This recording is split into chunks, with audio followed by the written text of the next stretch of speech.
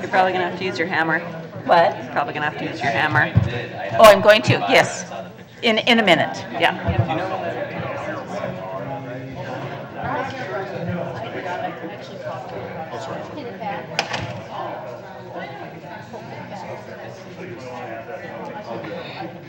Actually, Steph. It's a gavel, not a hammer. Right.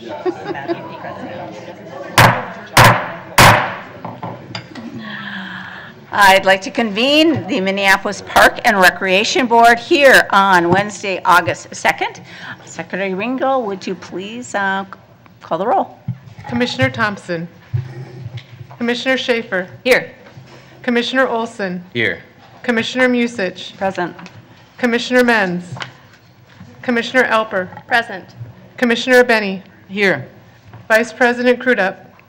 President Forney. Here. You have a quorum. Thank you. I will note that our fellow commissioners, a few, are off enjoying themselves and one has an emergency. So we will be missing them. Anyway, I will take a motion to approve the agenda. So moved. Second. Okay, all those in favor, please I signify. would like to make a motion to add to our agenda. I was hoping. Resolution approving amendment number 1 to the fundraising agreement between the MPRB and the Friends of Robert Byrd Sanctuary, submitted by Commissioner Benny. Is there a second? Thank you. All those in favor of the amendment, please signify by saying aye. Aye. Oppose?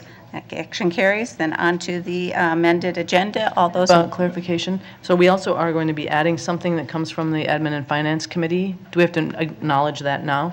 no, but I will Okay. indicate that. Thank you. Yeah. Okay, so all those in favor of the amended agenda, please signify by saying aye. Aye. Oppose?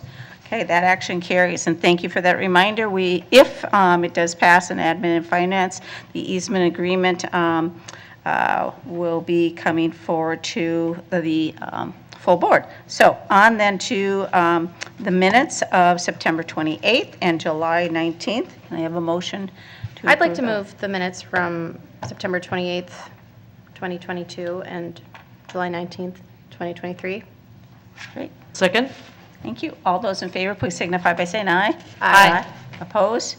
That action carries. Okay, moving right along. Okay, reports of appointees to outside boards, commissions, and committees. Commissioner Musich. Thank you, President Forney. I serve on a climate resiliency committee with a number of partner organizations with Commissioner Forney, and I just wanted to briefly update folks on some things that have been happening with Green Minneapolis as part of that partnership. They have lined up some additional purchasers of our carbon credits, and so we have sold now 2,328 offsets of the 6,675 that are available for sale. Those have been sold to Winslow Capital, Xcel Energy, and Nordson. The price per offset is in the $35 to $40 range. And additionally, there are sales agreements in place to Winslow Capital for the next 2 years to purchase an additional 1,500 of those offsets. The American Society of Landscape Architects is hosting their conference here this fall, and they're offering to their membership the ability to purchase offsets to offset the carbon that they're expending as part of their travel here to Minneapolis. So they're anticipating that'll be between 1,000 to 3,500 offsets sold as part of that initiative. And then the Lopit Foundation is working on a similar arrangement for the World Cup that's happening in 2024. So I just wanted to let you all know that. Oh, one more thing.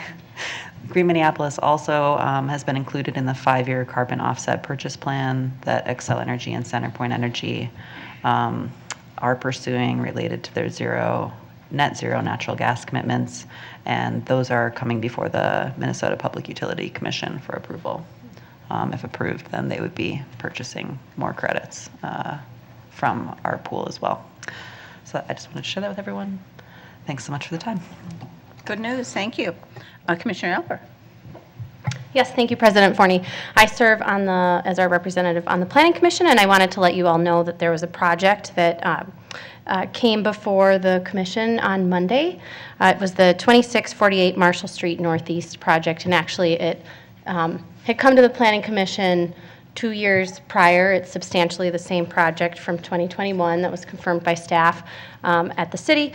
This is a project right along the river that falls within the Shoreland Overlay District and within the Mississippi River Critical Corridor area, if I got that right. So it needed a couple variances, and the trajectory of this project was that when it was submitted in 2021, it was approved by the Planning Commission. And then there was an appeal by former Park Board Commissioner Liz Walensky, was the lead, I believe, in that appeal. And then the City Council voted to overturn the Planning Commission's recommendation. And at that time, everyone, I think it was practically unanimous, everyone except the City Council member who sat on the Planning Commission voted against staff recommendations. So there was a lot of debate about this project, which again, substantially the same project that was seen in 2021. We did submit a comment letter, coming from staff, and that was submitted on July 12th. There was some discussion about further discussion that happened. It was actually continued which means it was delayed by 2 weeks. So came back on Monday. And quite frankly, the Department of Natural Resources commented, and the Department of the Interior with the National Park Service, and both commented in favor of denying the variance. So I just want to let you know that as your representative, I voted against the variance, both variances with the Shoreland Overlay District and the MICRA. If I got, over that said Mississippi River Critical Corridor area. And that was the recommendation, the majority voted to overturn staff recommendation. So that project, unless there's an appeal, will not be continuing. Thanks.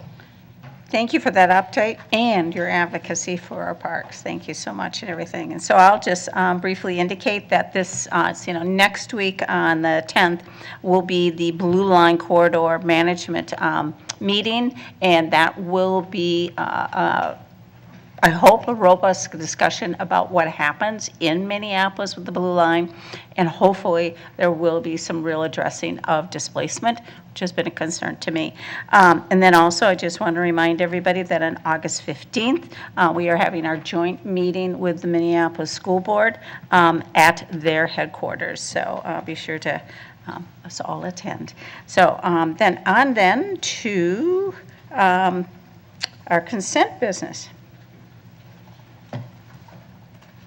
And I have a motion. I'd like to make a motion to approve our consent business. No, since there's only one item. Resolution 2023-144. Do I need to read it? Great. You're Yeah. moving that? A I second? am, yep. Second? All right. All those in favor of the motion, please signify by saying aye. Aye. Oppose? That action carries. Okay, on then to admin and finance. I would like to move Resolution 2023-136, resolution amending the 2023 capital improvement program to allocate $144,064 from the Sheridan neighborhood portion and $525,000 from the St. Anthony West portion of the Dibble-Hornstein Parkland Dedication Fund to provide the local match required for the regional solicitation grant from the Met Council for construction of intersection improvements, an underpass, and a trail connecting Graco Park within Above the Falls Regional Park and Bloom Island Park within Central Mississippi Regional Park. Second. Any discussion? Any need for any presentation?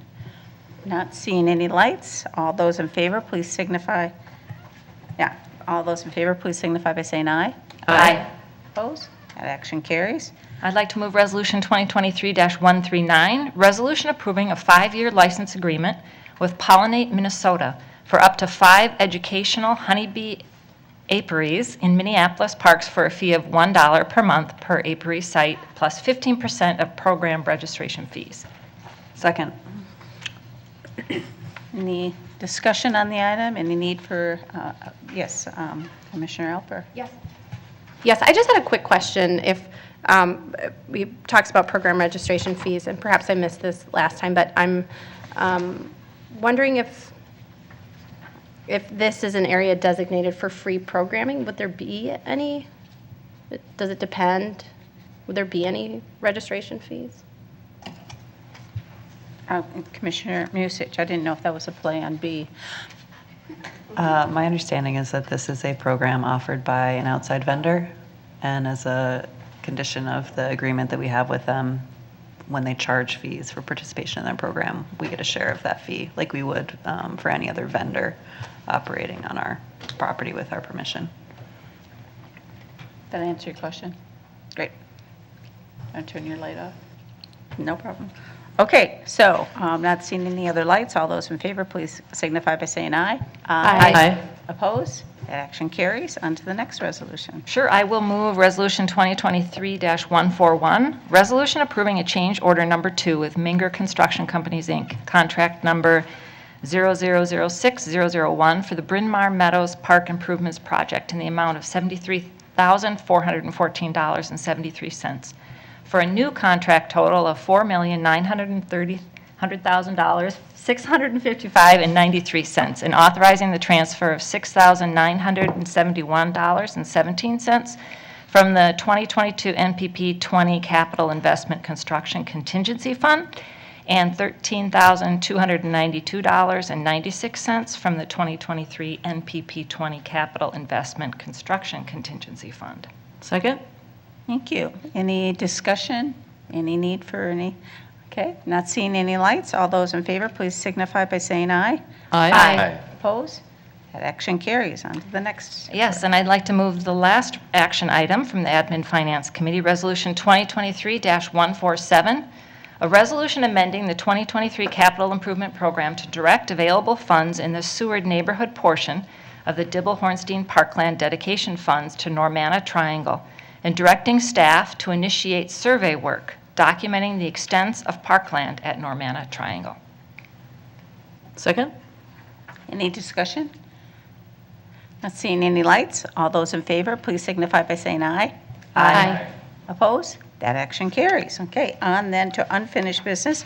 We have one resolution and then one that we amended. So if somebody wants to read the next resolution, I'd appreciate it. Sure, I'll read I'll move Resolution 2023-146, resolution approving an amendment to the donation agreement with the Graco Foundation, extending the deadline for completion of park improvements for Graco Park, a part of the Above the Falls Regional Park. Second? Anybody? Second. Thank you. Any discussion on this item? Any discussion? Okay, not seeing any lights. All those in favor, please signify by saying aye. Aye. Opposed? That action carries. Okay, now on to our amended. Point of clarification. I'm sorry, I'm confused about something. When does the added item for, Right now. will come back? Thank you. No? The added item from For committee the or Roberts Bird the Roberts Sanctuary? Bird Oh, I Sanctuary? thought it went under unfinished. Yeah, it No? does. Okay. Sorry, I thought we were referring to the one from committee. Is that okay? Any objection that it be addressed at this point in time? Okay, so your resolution then, Commissioner Abene. Thank you, President Forney. I won't read the whole thing, but in essence, I'd like to move for discussion the resolution that, the amendment to a resolution we passed earlier about modifying the funding agreement for the Roberts Bird Sanctuary deck, and I'd like to move that for discussion, and if staff would want to, if you have any questions, so anyone would second that? Second? Okay, great. Okay, any discussion, or would you like to tee it up? I can sure tee it up a little bit.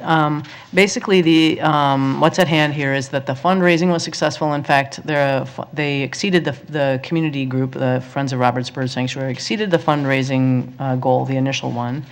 And then at the same time, the cost to construct the structure was higher than anticipated with the materials. Michael Schroeder and his team did a really excellent job actually doing the development of the design and the specification.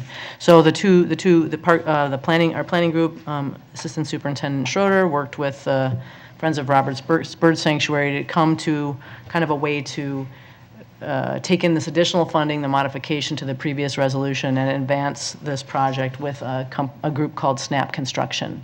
The Friends of Roberts Bird Sanctuary will actually lead the work to construct, as I understand it. Yep. So this will get it wrapped up here this calendar year, which is really great. Exciting. Any questions?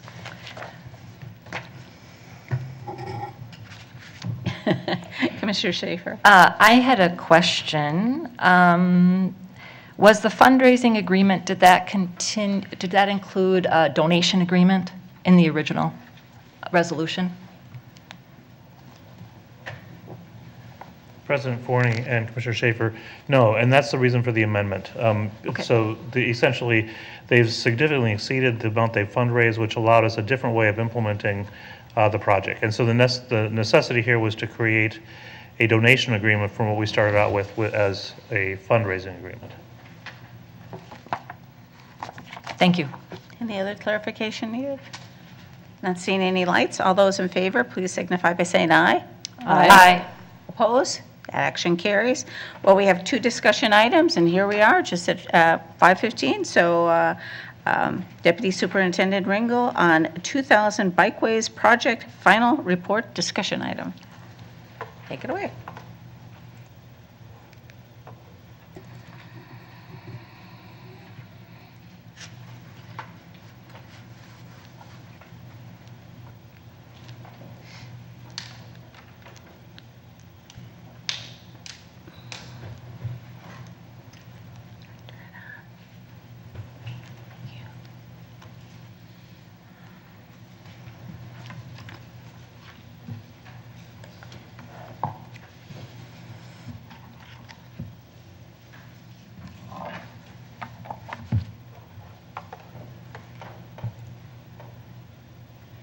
Thank you, President Forney, Commissioners. So this is the result of a resolution passed by the board, I think 2 cycles prior to this one, asking for a report to the board on the roles and responsibilities related to the 2000 Bikeway report.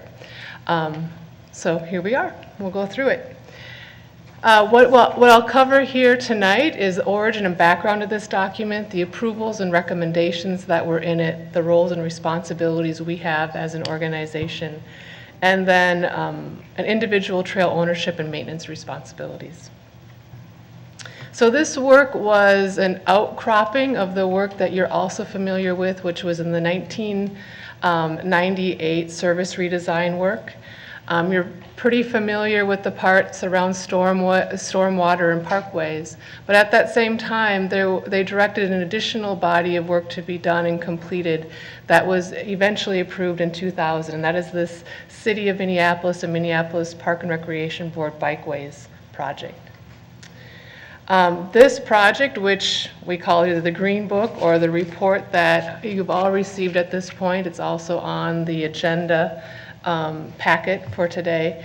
It was approved by City Council on November 9th of 2000 and then approved by the Minneapolis Park Board on November 15th of 2000. So it encompassed the recommendations in this document became essentially guiding documents, guiding policy for both organizations. The recommendations that are covered in this document include a joint planning process for Minneapolis Bikeways, assignment of maintenance and ownership responsibilities, the bikeway maintenance standards, bike advisory committee, and a 5-year plan development and approval process. It's important to note kind of the context at the time when this was written is that it was a time when federal funding for bikeways became really popular. And we were seeing both the city and the park board popping into the arena and starting to try to secure those dollars. We also saw several advocacy groups around, say, the Midtown Greenway or the Cedar Lake Trail, working really hard to help secure those dollars and move those types of projects forward. So it was a time where suddenly things that had been pretty standard, where the city would do things on street and the park board would do things off street, there was starting to be this blurring of lines between these spaces. And so this work was really intended to help set the stage for how we would think about this now growing network that both the city and the park board were increasingly responsible for. So in this document, we have actually quite a bit of work that I articulated ownership and responsibility for all of kind of the existing, the known, and the anticipated bike trails for the park system and the city as a whole. But it also anticipated that there might be things that would come forward that weren't contemplated at the time of 2000, that we didn't know about on the horizon. So it established a joint planning process. So it's a process actually laid out in this document that if something new is coming into the city, into the landscape, allows for the city and the park board to work through a process to determine who the lead agency should be. Once that lead agency is determined, that lead agency then becomes responsible for all of the kind of future aspects of how to move it through the design and construction process.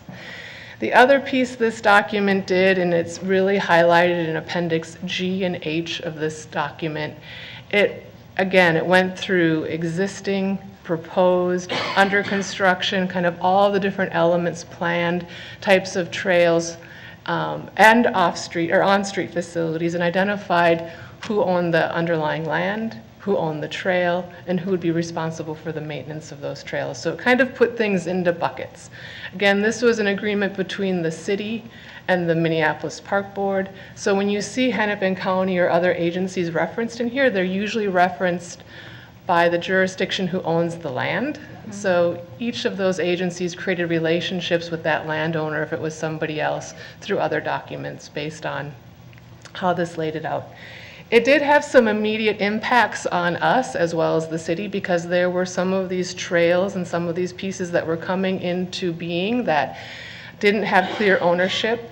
And as a result, based on the immediate approval of this document, there were three major trails that became our responsibility. The Loring Bikeway Trail, so if you think of the wave, and then how the trail comes through into kind of the Lyndale, Hennepin area into Loring Park, that became our responsibility, for example, as a part of this work. And then there's the Dinkytown connection, if you think of Bridge 9, that became ours as part of this work, as well as the Northeast, what eventually we called the Northeast Diagonal.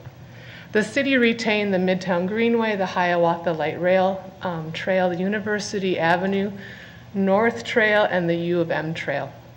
And the document goes into some description in terms of why those things fell in different buckets. I won't go into that today. It's in there for you to review.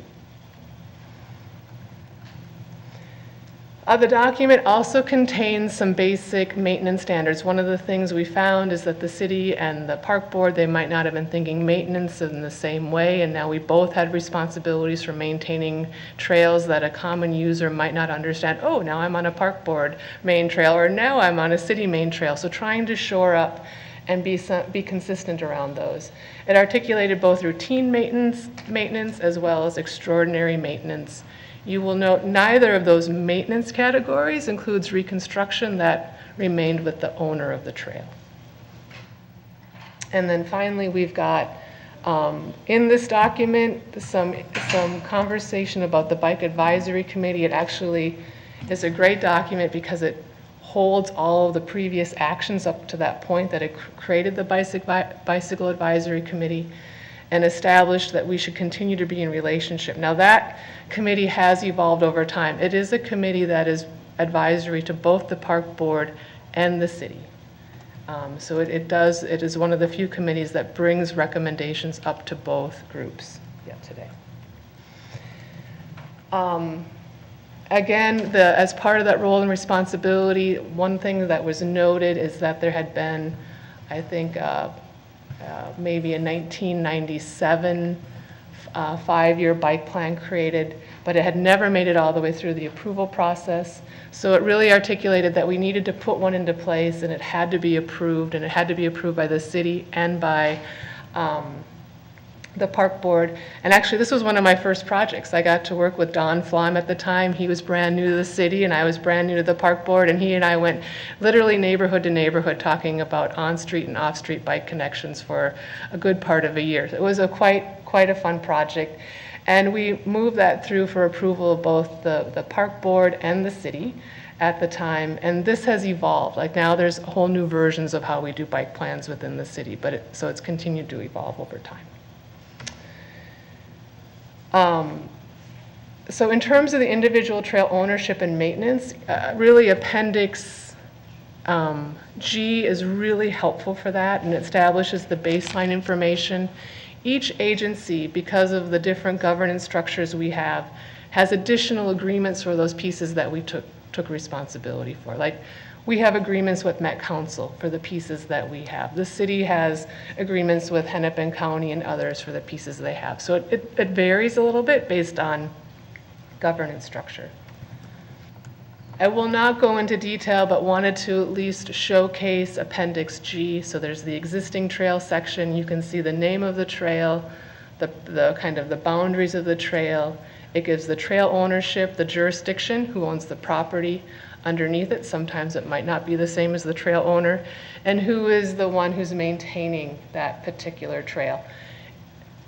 Chain of lakes, it all lines up, it's ours. There's no question there. All three of those categories are ours, but you will see as you move through the document, it varies. Sometimes you can have 3 parties involved, sometimes you can have us not involved at all. So it varies between them. It did existing, it did under construction, it did planned, and it did proposed. So it had everything that they could see in the horizon in there as well at the time. And that is what I have. And I might have made it before open time. You did. Awesome. So, oh, I'm sorry. Commissioner Elper. Thanks. This was very informative. I really appreciate you bringing these things up. I just have a couple questions. I'm wondering, well, first of all, given the year of this, are there any plans to update it? Do you know? Revisit topics in it, make sure because you mentioned that some of these trails were in construction or envisioned, and I'm guessing some of them have been built, hopefully, Just curious. Even I saw a note about costs, and obviously costs from 2000 to now would be out of date.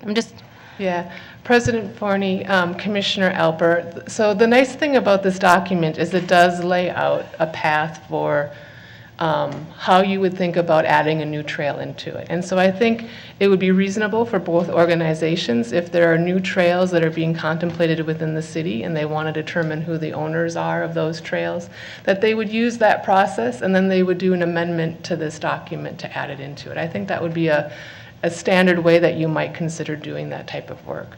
Whether or not both organizations want to completely open it up and revisit it, that might be, a reasonable conversation to have between the city and the park board. I'm not certain that that's needed at the moment, or if you would want to push it to that point, but that would be a conversation to have with them. Yeah, I'm more curious because from what I've seen with plans or with transportation documents, they're revisited every so often. And I was just checking online, St. Paul has a bike plan, and you were mentioning a bike plan here, and I was like, oh, does Minneapolis have a bike plan per se? A bicycle plan. And there's the transportation action plan. There are lots of plans. So I just, I guess that's what made me curious about that aspect. President Forney, Commissioner Elper, so the bike plan component in this document lays it out that it should be updated every 5 years, and a separate process from this actual report. And the city continues to do that. It continues to have an active bike plan in place, and I think they've integrated into a document that talks about more modes than just bikes at this point. So that would make sense.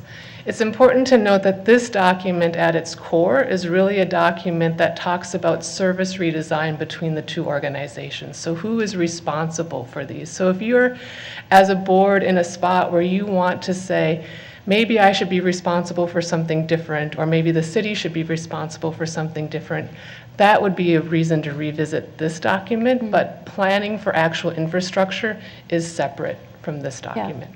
I guess I'd be curious, to look at what the plans are for new trails to ensure that we are ready when it comes to responsibilities, to have already start those conversations so that it's not sort of a surprise. So I'd be interested. I mean, I can't name a specific trail that's upcoming or anything that or discrepancy I've noticed, but I just feel like it would, given what we've our discussions of this past year with the Midtown Greenway, I would greatly appreciate being a little more ahead on those things. And then I just wanted to say too that the regional trail aspect can you speak to that? Because is that covered in the report, the need to do a master plan for these trails, and whose the responsibility is for that? President Forney, Commissioner Alpern, I know you're going to boot me in just 1 second, so I'll do my best.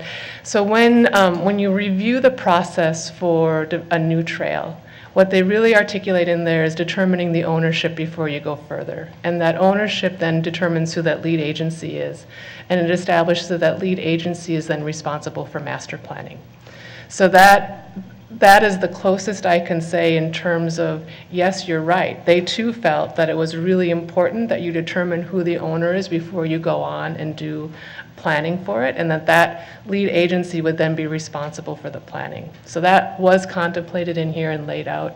They did not touch on status of trails in terms of regional trail status or regional park status or that type of component in this document. That would be more funneled through that lead agency. Yeah. Okay, we're going to move to open time. Sorry for interrupting, but we will come back to this discussion. Anyway, thanks to all of you who want to share your thoughts and ideas with us during open time. Before we start, I want to provide an abbreviated version of open time board rules. All individuals wishing to speak may call in before noon the day of the meeting to be placed on the agenda, or can sign up at the board meeting prior to the start of open time. I will be calling on people on the sign-up list only. Open time for public input shall not exceed a total of 15 minutes, with the time limit to be allocated by myself, the president. Please watch the timer up here to be considerate of others here to speak, and stay within your allotted time. During open time, public testimony will be given without debate, and only clarifying questions from the board will be allowed. Oh, good. Two types of items not appropriate for open time in order to protect the privacy of all individuals are pending litigation and personnel issues. Please refrain from commenting on specific personnel issues. We will not tolerate discriminatory and/or harassing words directed at anyone. So please ensure that all your comments you make tonight comply with the policy. This board made the decision many years ago to operate under Robert's Rules of Order. Under Robert's Rules of Order, the ceding of time to another person is not allowed. So only those people who are signed up to speak may speak only for their own allotted time. We also request that each speaker provide his or her name and address. And we have 5 people, so I'm going to allow 3 minutes per person. The first person is Diane Merrifield, and then after that it's going to be David Crary.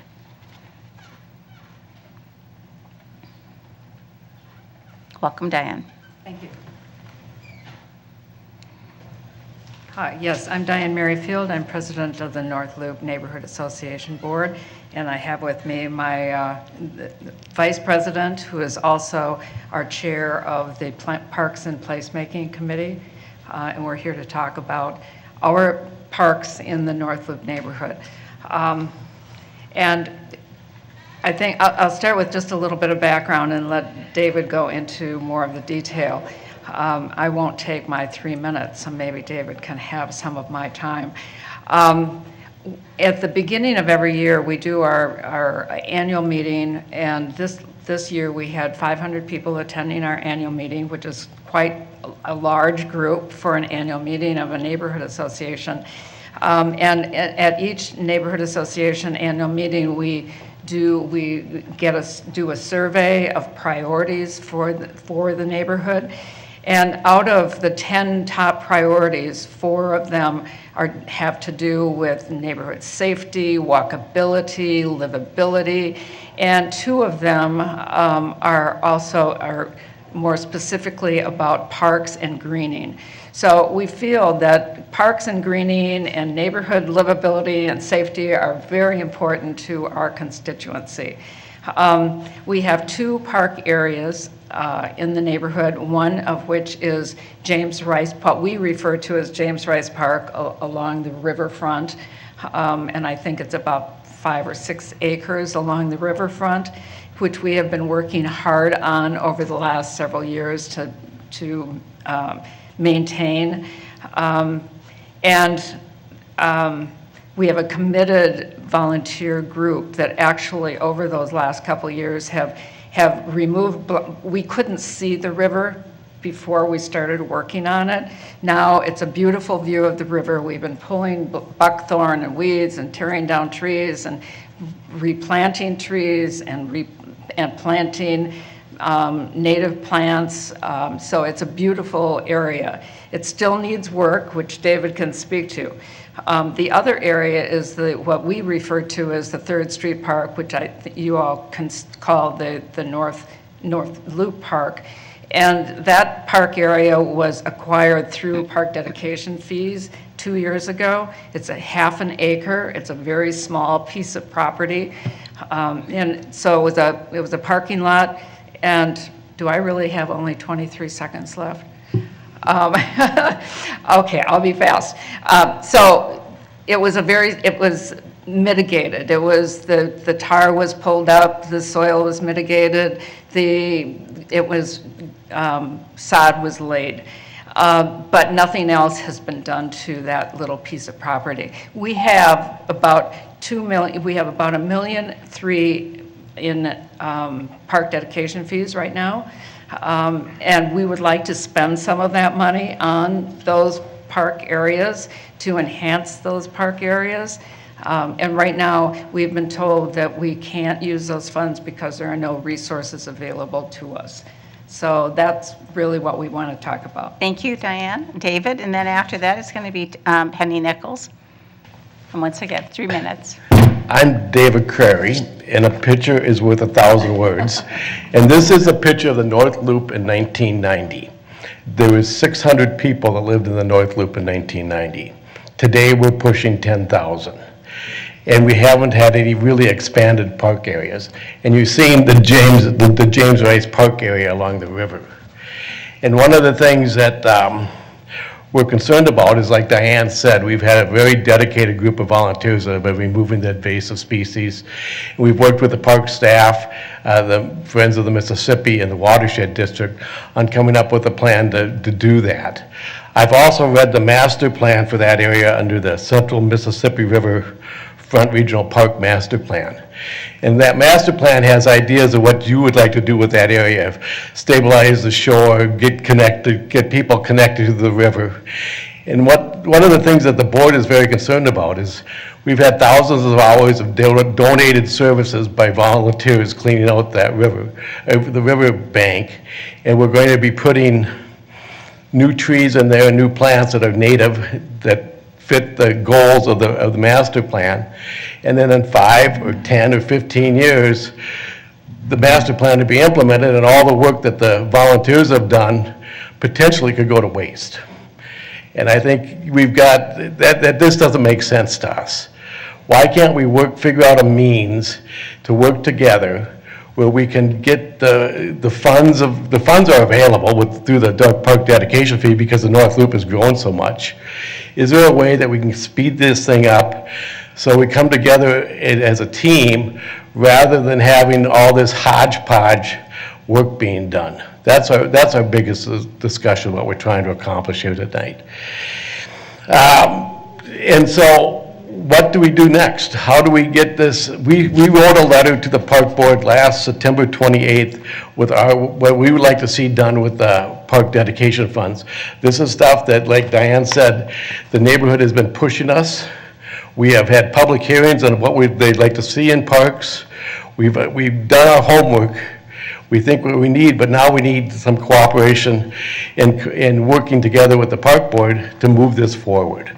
And so that's what we're trying to accomplish. I do have copies of the September 28th letter that we sent to the park board, and we're just looking to, again, how do we got our 2 parks. If you look at the Minneapolis Park Board, I believe you manage over 7,000 acres of parks. The North Loop has less than 15. So we're, about 0.2% of your park board. But when you look at the population of the North Loop at 10,000, we're about 2% of the population of Minneapolis. And we're park poor is really kind of a way to put it. Thank you, So David. thank you. First of all, I'd like the things that you have to hand out. Robin, who's right behind you and everything, you can give it to her. And then if you have further questions, Assistant Superintendent Schroeder over here is the individual that you should be talking with. Okay. He's in our planning department, or heads up our planning All right. department. So thank you so much. Next is Appreciate it. Penny Nichols, and then after that, Mike Tate. Hi, everyone. My name is Penny Nichols. I'm here today to actually inform you of a charter school that I'm trying to start. My background is in construction, and every time I go onto a construction site, one of the main questions is, did you train the right people? How come the people are not being trained? I started to look at the schools. I was a lunch lady for 18 years, and I noticed that schools encourage kids to go to college, but they don't encourage them as to how they're going to pay for it. My ideal would be able to restore the education, restore our parks. We wouldn't have to spend any more money from what's already in the infrastructure, but teach these young youth how to better serve their community by teaching them how to do the work that you guys try to hire others to do without the wonder if they're actually qualified. Being able to turn them into small businesses and be able to subcontract and bid on the current projects that you guys are looking for. So if you're doing project management work, you're putting in new trails, I would actually be teaching our youth from the ages of 14 up to 22, and giving them the opportunities to learn how to achieve your certifications, understand your permits, understand your contracts, so that way they can better assist their community by working within it, and you'll have less teenagers out in your parks destroying them. That is my goal. My goal is to restore the community back to its original glory, and we won't have to use any more money than what you guys are already putting out on jobs that businesses like myself or other large prime builders are already bidding for and then turning around and subcontracting those jobs out.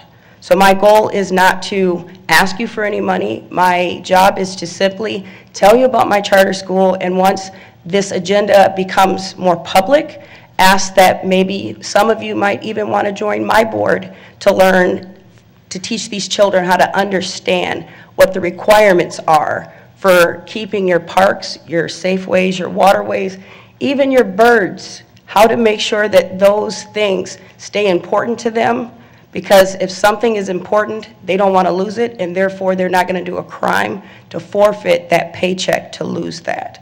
I have talked to other school districts. They are doing something to that term, but when I ask, well, how are you meeting their income requirements, they just say, we just need them to graduate. So this program would not only just meet your requirements of what a good employee is, but it would meet the requirements of their education, and it would meet their income requirements for them to be able to afford these beautiful condos and homes that are surrounded by your parks. I thank you for your time. I gave her my card. If any one of you are interested, please feel free to just reach out to me. I need all the help I can get. So thank you, guys. Thank you very much. Thank you so much, and I appreciate you giving the card to Robin, and we will be in touch with you. I appreciate it. Thank you. Mike Tate, and then after that, I think is Phil Lewis, but I'm not sure. Good I'm evening, you saying the all. name How right. are you doing? I just want to take a moment to share some facts with you. Emmett Till would have been 82 years old on Thursday. Emmett Till was killed because a white woman made false accusations against him. I'll move on to something else. This football I hold here today used to house over 4,000 kids 5 years ago. It takes care of about 120 in our park system. That 4,000 kids drew 6,000 kids maybe to play basketball, maybe another 6,000 to play baseball, maybe another 8,000 to play volleyball or fish. We no longer have this game in our park system anymore because the standard was they don't want to play tackle football, or they're getting concussions, or the equipment is outdated. For y'all that don't know, and you don't know recreation, you can't buy your way out, okay? You can't build your way out. You have to program your way out. And it can't be done by just staff ideas. It won't work, y'all. I don't know how it does in your community, but I know in the black community on the north side, it has to be done intentionally with an everyday love for the community. I see it in your neighborhoods where you have programs starting at 9 and they go till 9. I don't see that in my black neighborhood, the North Commons, the Fireviews, the Creekviews, the Firewells. They open up at 1, they close at 5. They're trying to get away. I would tell you this, those of you who don't know recreation, you have to be intentional with these kids. I guarantee you, if you put something in place, 5 things, just y'all pick them. I don't care if it's kickball, tiddlywinks, or pickleball. You intentionally get out there to play with these children.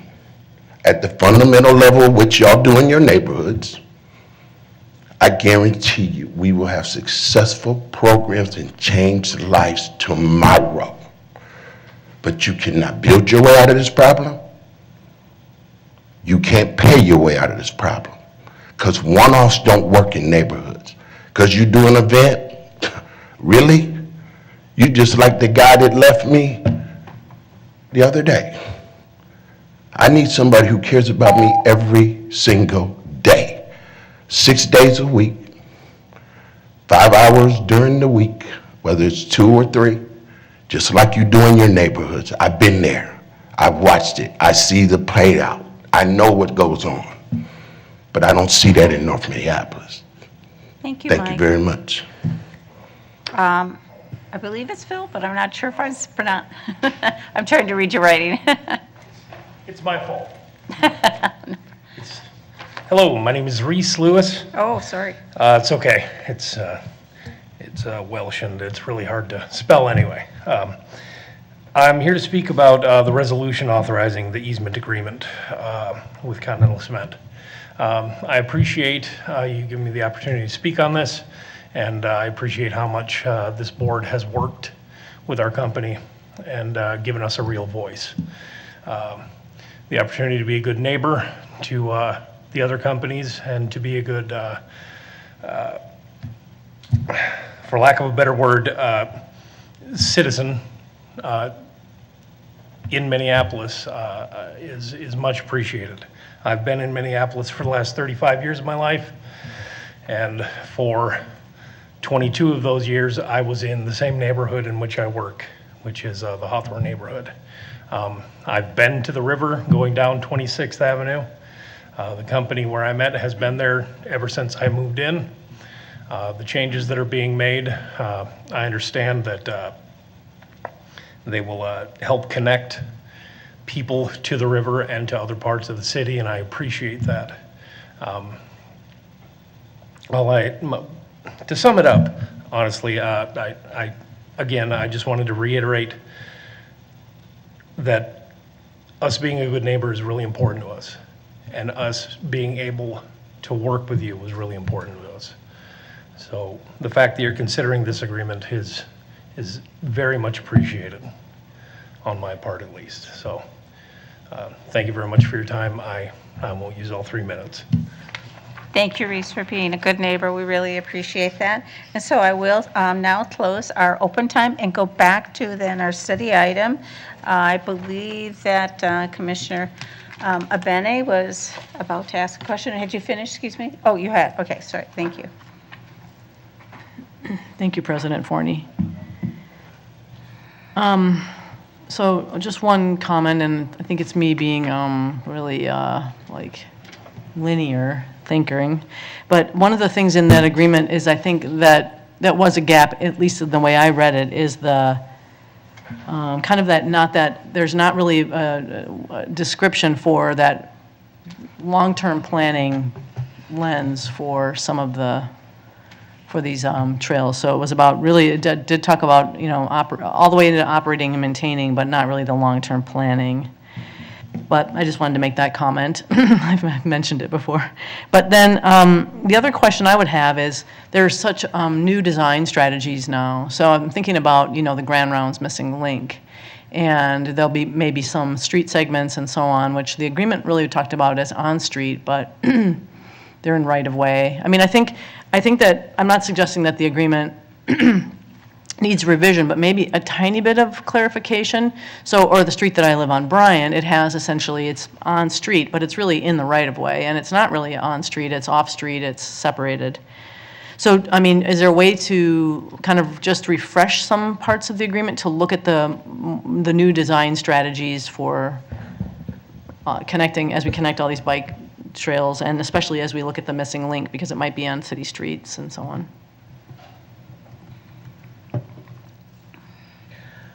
President Forney, Commissioner Abene. So I think certainly, I mean, if the board and the city council together jointly wanted to do that, I mean, the important thing to remember is this is a joint piece, and that was in part perhaps the problem with one of the initial resolutions that came forward, is this concept of being able to amend it individually versus looking at collaborative work between the two organizations. But you'd have to direct that, and the city council would have to direct that. They'd have to direct you doing that body of work together. The document itself is not intended to talk about design. It's really intended to talk about ownership and maintenance responsibilities and lay out those components of it. The design components are meant to be held by that lead agency, who is ever in charge of it. So that really is not the purview of this particular document. That's really more within that lead agency and how they go through their planning process and their documents related to it. So that, if that was something that was valuable to both organizations and you wanted this to go into actually establishing some of the design piece, I mean, that would be a possibility as well. I think there are other documents out there that do that, that are already in place to specifically do that work. So I don't know that this document would need to do that. But that would be something you'd need to direct, is to say, hey, we want to revisit the service redesign. We want to relook at some of these sections and ask ourselves, do we want more or less responsibility to them? So there are a lot of grade separated bikeways coming on to Hennepin, Bryant, a lot of these spaces that, would that still fit into the on-street? Does the park board want to get into the process of taking those on in some way? I mean, that's a question you could ask yourselves and consider. It's not something that the city has asked you to take on at this point. So that would be something to keep in mind. Yes, I appreciate that. And I think I'm thinking more about have the definitions, because of the new design approaches essentially with cycle tracks or off-street or protected, whatever you want to call it, have they changed enough that it would warrant kind of revising? Or I guess I would say that it's a great document, as you mentioned, and how, the Appendix G is very clear about all the different players and everything. But I guess I'm saying is, as we do the missing link, I guess just keep testing that underlying assumption that it still can be the right guidance for it as we develop that system, or if it needs to be revised in some way because we're doing things a little bit differently. It's not as clear cut as it was in 2000, I guess, is what I'm saying. So. And President Forney, Commissioner Abene, actually, I would say the missing link isn't a section that's currently reflected in this document. So putting it through that process of it being a new trail and considering how that might look is a completely valid process for both organizations to do. That's helpful. Thank you. Commissioner Schaefer. You had mentioned that, I'm just thinking in particular around the Midtown Greenway, that the lead agency is responsible for the master planning of the trail. And, from my perspective as a commissioner representing the Midtown Greenway, I want to maximize the funds that we have available for the Greenway as much as we can. And so maybe you could clarify that statement. And are we, do we have a role in encouraging the lead agency to also be doing work on their master planning process at the same time that we are considering regional trail status? Got a lot of buttons I'm pushing here. President Forney, Commissioner Schaefer. So,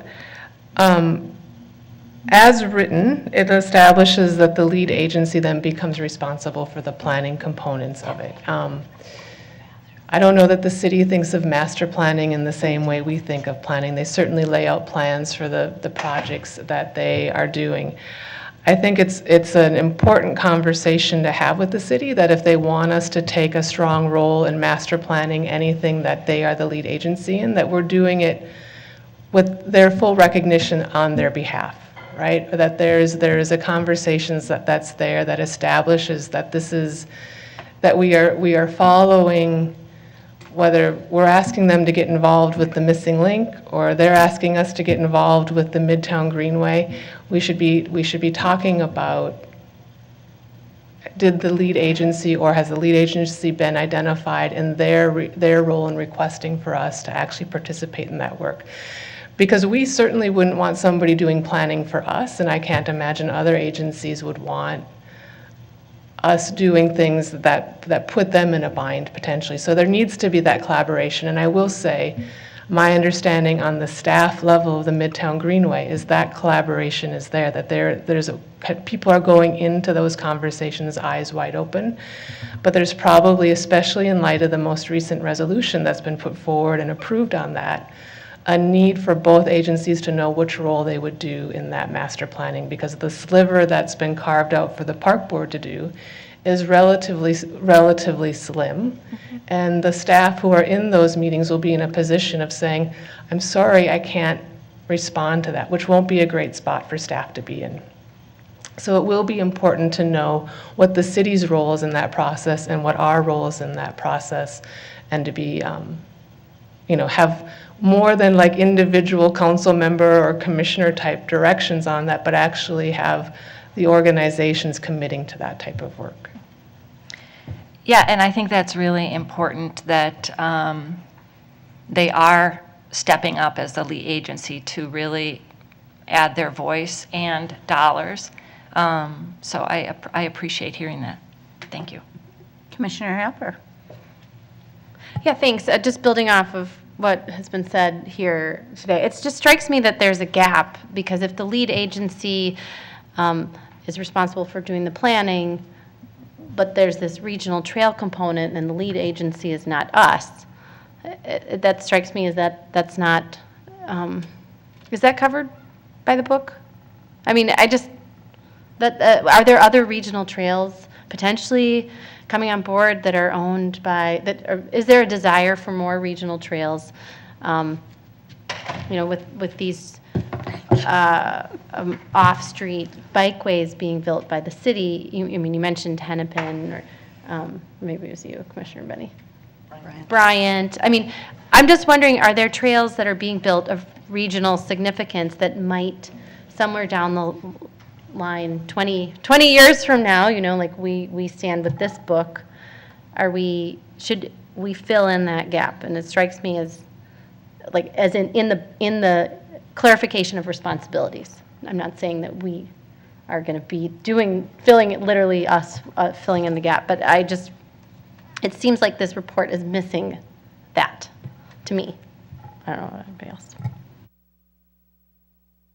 President Forney, Commissioner Elpers, certainly we have both agencies, the city and the park board, have agencies that slip through this concept of regional trail. We are the implementing agency for regional trails, regional parks within the city of Minneapolis. I think there's trails we have. When you think of, say, the Loring Bikeway, that doesn't actually set into that regional trail component, but it's a trail that we maintain and own, but we don't use regional funding to actually maintain and take care of that trail. And then there are certainly trails, whether it's the U of M Trail, the Hiawatha Trail, the Midtown Greenway Trail, several, now if we consider Bryant and Hennepin, there are significant bike infrastructure that exists within the city that isn't currently a regional trail designation. A regional trail designation does open it up to the funding sources that the Minneapolis Park Board uses to sustain its system. It doesn't mean that the trail doesn't exist. It's an additional designation on top of the trail that provides access to additional funding.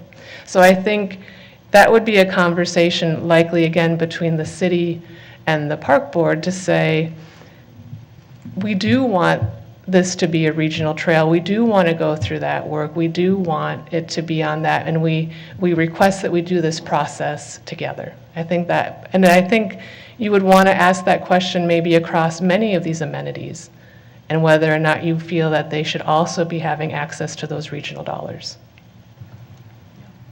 Last thing I'll say is that the concept behind some of this work was an understanding that moving away from kind of a recreational level bike system, right? So we really, as a city, had a recreational level bike system across, primarily parkland.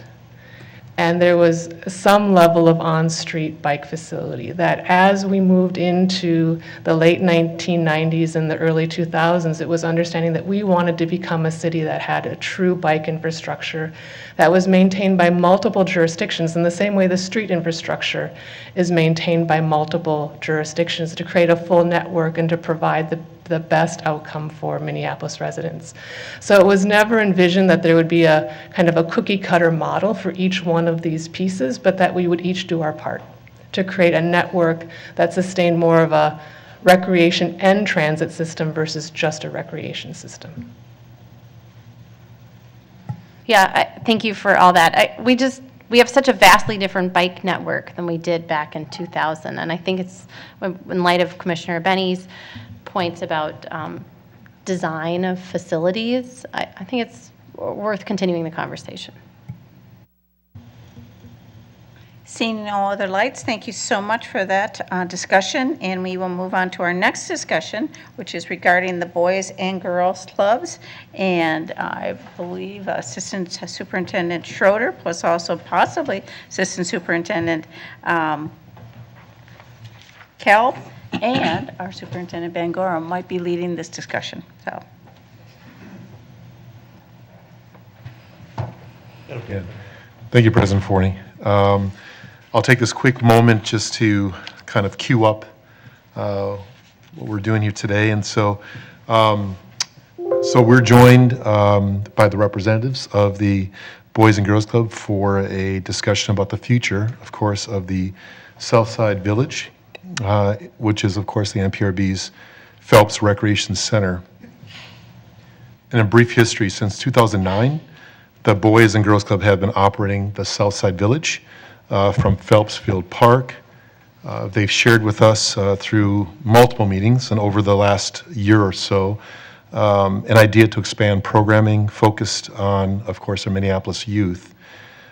Joining us tonight, of course, it's a privilege to recognize, of course, Tyrell Broom, the president and CEO, Melvin Tennant, who is, of course, the member of the board of directors, and, of course, Todd Phelps, who is the current board president, sorry. And so they're going to be here to discuss the potential evolution of the operation of the Southside Village. What we can do just to kind of present this, we'll start with an overview of the relationship between the park board and the Boys and Girls Clubs, and then move towards, of course, their request which is really focused on this particular discussion. First, I'd like to, of course, Assistant Superintendent Planning Schroeder will share the background of the lease of the Boys and Girls Club. Then we'll hear, of course, from Assistant Superintendent of Recreation, Mimi Kelb, who will speak really around the recent efforts to the increase of the Park Board's presence at the Recreation Center. So with that, I'd like to turn this over to Assistant Superintendent Schroeder to kind of begin sort of the background of the lease agreement. So thanks for your time, and take it away, Michael. Thank you, Superintendent Bangora, and President Forney, Commissioners. I think both my presentation and that of Assistant Superintendent Cal will be fairly brief and direct and allow more time to be directed to the discussion by members of the Boys and Girls Club. Just to go back on this, the original lease was initiated in July of 2009. It established an operations center for the Boys and Girls Club from Phelps, which they call Southside Village. It provided within that some space for MPRB's occupation, although over time that has really kind of evaporated. That lease expired on July 31st, and it was resulted in the first amendment to the lease, which extended their occupation through July 31st of next year, with the option for 2 5-year extensions. A part of that also required us to make improvements to the building, really focused around mechanical improvements, air conditioning, and some other similar kinds of improvements. There was a second amendment to the agreement that was more recently passed that allowed for the donation of gymnasium improvements through a grant through, I believe, U.S. Bank and the Timberwolves. And that required the allocation of time within the building to be supervised by MPRB staff. And that's where I'll have Assistant Superintendent Kalb come in and talk about how that has happened since the passage of the second amendment.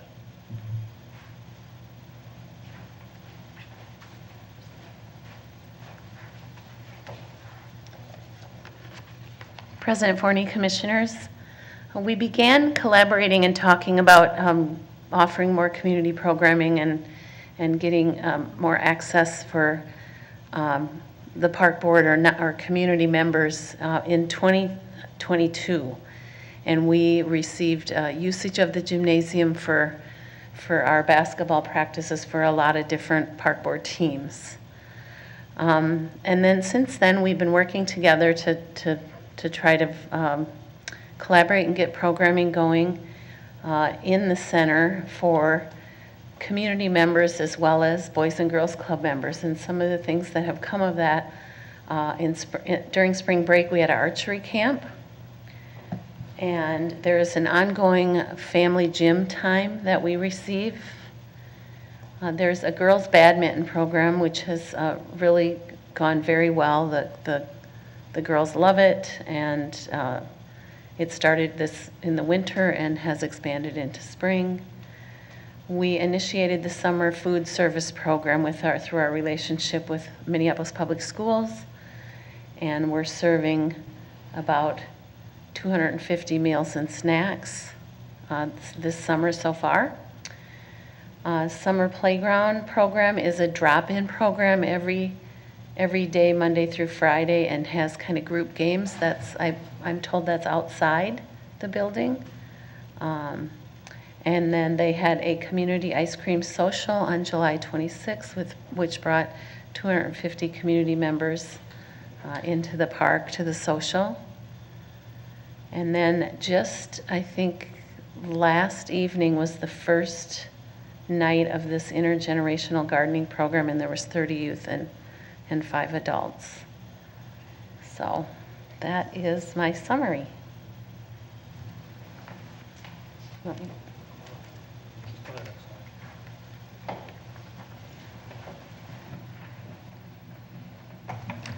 President Forney and Commissioners, I'm Terrell Brum with Boys and Girls Clubs of the Twin Cities. But I really want to say, first and foremost, I was a Minneapolis Park kid. So as we talk about club kids, I came from the parks, and my first experience was at Lyndhurst at 4 years old. And I stayed there my whole childhood, and actually had my first job. Fran Dunning hired me. I won't tell you when, but it was a long time ago. And I have been a long time supporter of parks. I've come from Minneapolis, I've lived in Minneapolis, and I think it's really important. And I'm very excited about the partnership that we're establishing, working with Assistant Superintendent Kalb's and Superintendent Bangura's staff. I feel like it's very, very important to our community. But we've been there. I will say there was an original lease way back when in 1997, and so that was pre the current lease, and that was when we shared space. So I was hired by one of your staff to work at Phelps Park the summer of '97, and it was at the end of the summer that I took my first job, full-time job, with Boys and Girls Clubs of the Twin Cities. And so we've really worked together in different ways over the course of many, many years. But I would say during the pandemic, we restarted things and we started to rethink differently. All of us went through such a significant, devastating time with George Floyd being killed a block away. All of our staff were having a difficult time responding. Our kids were we didn't have the number of kids that we had before the pandemic, and so we really worked hard to bring it back. And then in collaboration with the parks over the last 2 years, we started to bring more kids even into the park space during the daytime in a Boys and Girls Club program. So as you see on the numbers, we've increased even over last year, and are edging well over 3,000 kids in the last year that have been served at the Boys and Girls Club, which is an all-day program, or during the school year, it's after school into the evening. And then our youth with 30 days plus attendance is just a metric that we're using because we feel like we can make a significant impact on kids at the Boys and Girls Club if they stay with us. We're no longer a drop-in center. We're very structured, and we work with caregivers to ensure that they have a safe space for their kids every day at the Boys and Girls Club. We worked on a new strategic North Star goal, and ultimately the focus of that is all members on track for a successful future beyond high school graduation. And for us, that was really reframing our purpose, because we know as a community agency, we've got to do our best to serve our kids and continue to build and strengthen our program model so that as our promise to the community, we want to make sure our kids are successful in school, and then also are well prepared for after school in their post-secondary and as they go forward into the workforce. How we do that, oops, I am so sorry, there we go. We create equitable opportunities for success with our program model, and it is a holistic, equity-based, comprehensive program model. This slide really shows everything that we do for all ages. And so starting with our education program in K-8, we're highly focused on education, assessing kids 5 times a year, making sure we know where they're at academically so we can build a program model that really fits where they're at, but it's also fun and engaging. And we've been able to move kids in a summer program from 2 years behind in school up to grade level. But that's surrounded with all of our other programming, in STEAM is very important. I know that's very important to the park board as well, which could be an opportunity for us to continue to partner. Good character and leadership, really for us, that's creating great leaders for the future, but also ensuring that our kids are doing service and volunteering currently. We don't charge kids to be members, but we do ask that they volunteer in their club and in their community. And I know some of our kids stayed after club time to support what the Assistant Superintendent Kalba talked about with some of the park programs to ensure that our kids are showing up and supporting bigger community events. Healthy lifestyles, that's in partnership with Minneapolis Parks in a lot of ways. We also offer food, but it's really the athletic programming and the leagues that you're offering to our club. Our kids can participate in the sports, basketball, soccer, baseball, and softball. Very, very important to our kids, and we are deeply appreciative of that opportunity on an ongoing basis. You offer many kids across the city of Minneapolis that opportunity. Underlying all of that, though, is our social emotional learning process. We train up our staff to meet the kids where they're at and ensure that they're doing okay whenever they're at the club. We check in with them and make sure if they're having a struggle in school, a struggle at home, wherever that is, that we spend that time making sure our kids are ready to learn and have fun at the Boys and Girls Club. But as we came through the pandemic and with George Floyd being killed in our community and how our community, in Minneapolis, St. Paul, and the whole nation was responding, we knew that we had to bring something deeper. And so in the last year, we brought mental health, culturally connected mental health therapists to our clubs. And I'm excited to announce that Southside had their therapist, who's from the community, start this spring with the funding to support that came from the George Floyd Family Foundation. So again, trying to keep that in the community, making sure our kids have group therapy weekly, and if needed, we can provide that individual therapy on site. We know that kids grow up, they leave, just like I was a Park kid who grew up and went out in the community. We want to make sure we stay with our club alumni, so we built a club alumni association that I'll talk about in future slides.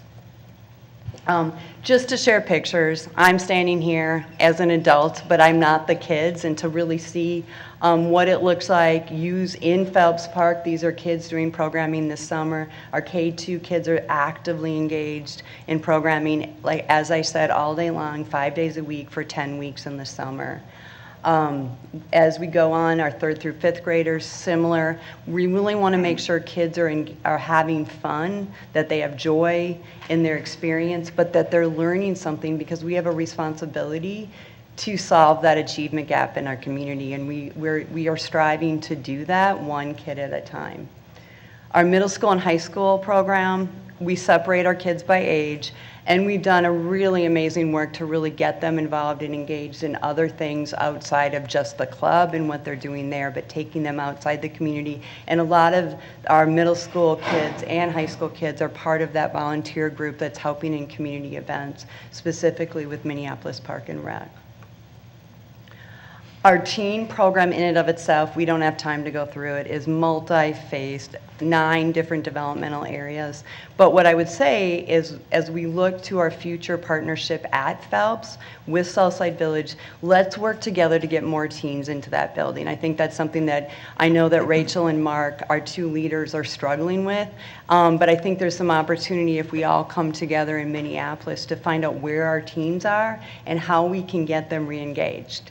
And because for us, it's not about Boys and Girls Club, it's really about that collaborative approach and how we can share in resources and opportunities for our kids in the Minneapolis community. Our alumni network, I just want to do some shout out to some special alumnus that come from South Minneapolis. Damon Jenkins and Hennepin County Sheriff DeWanna Witt are club alums, and they grew up in the Southside community.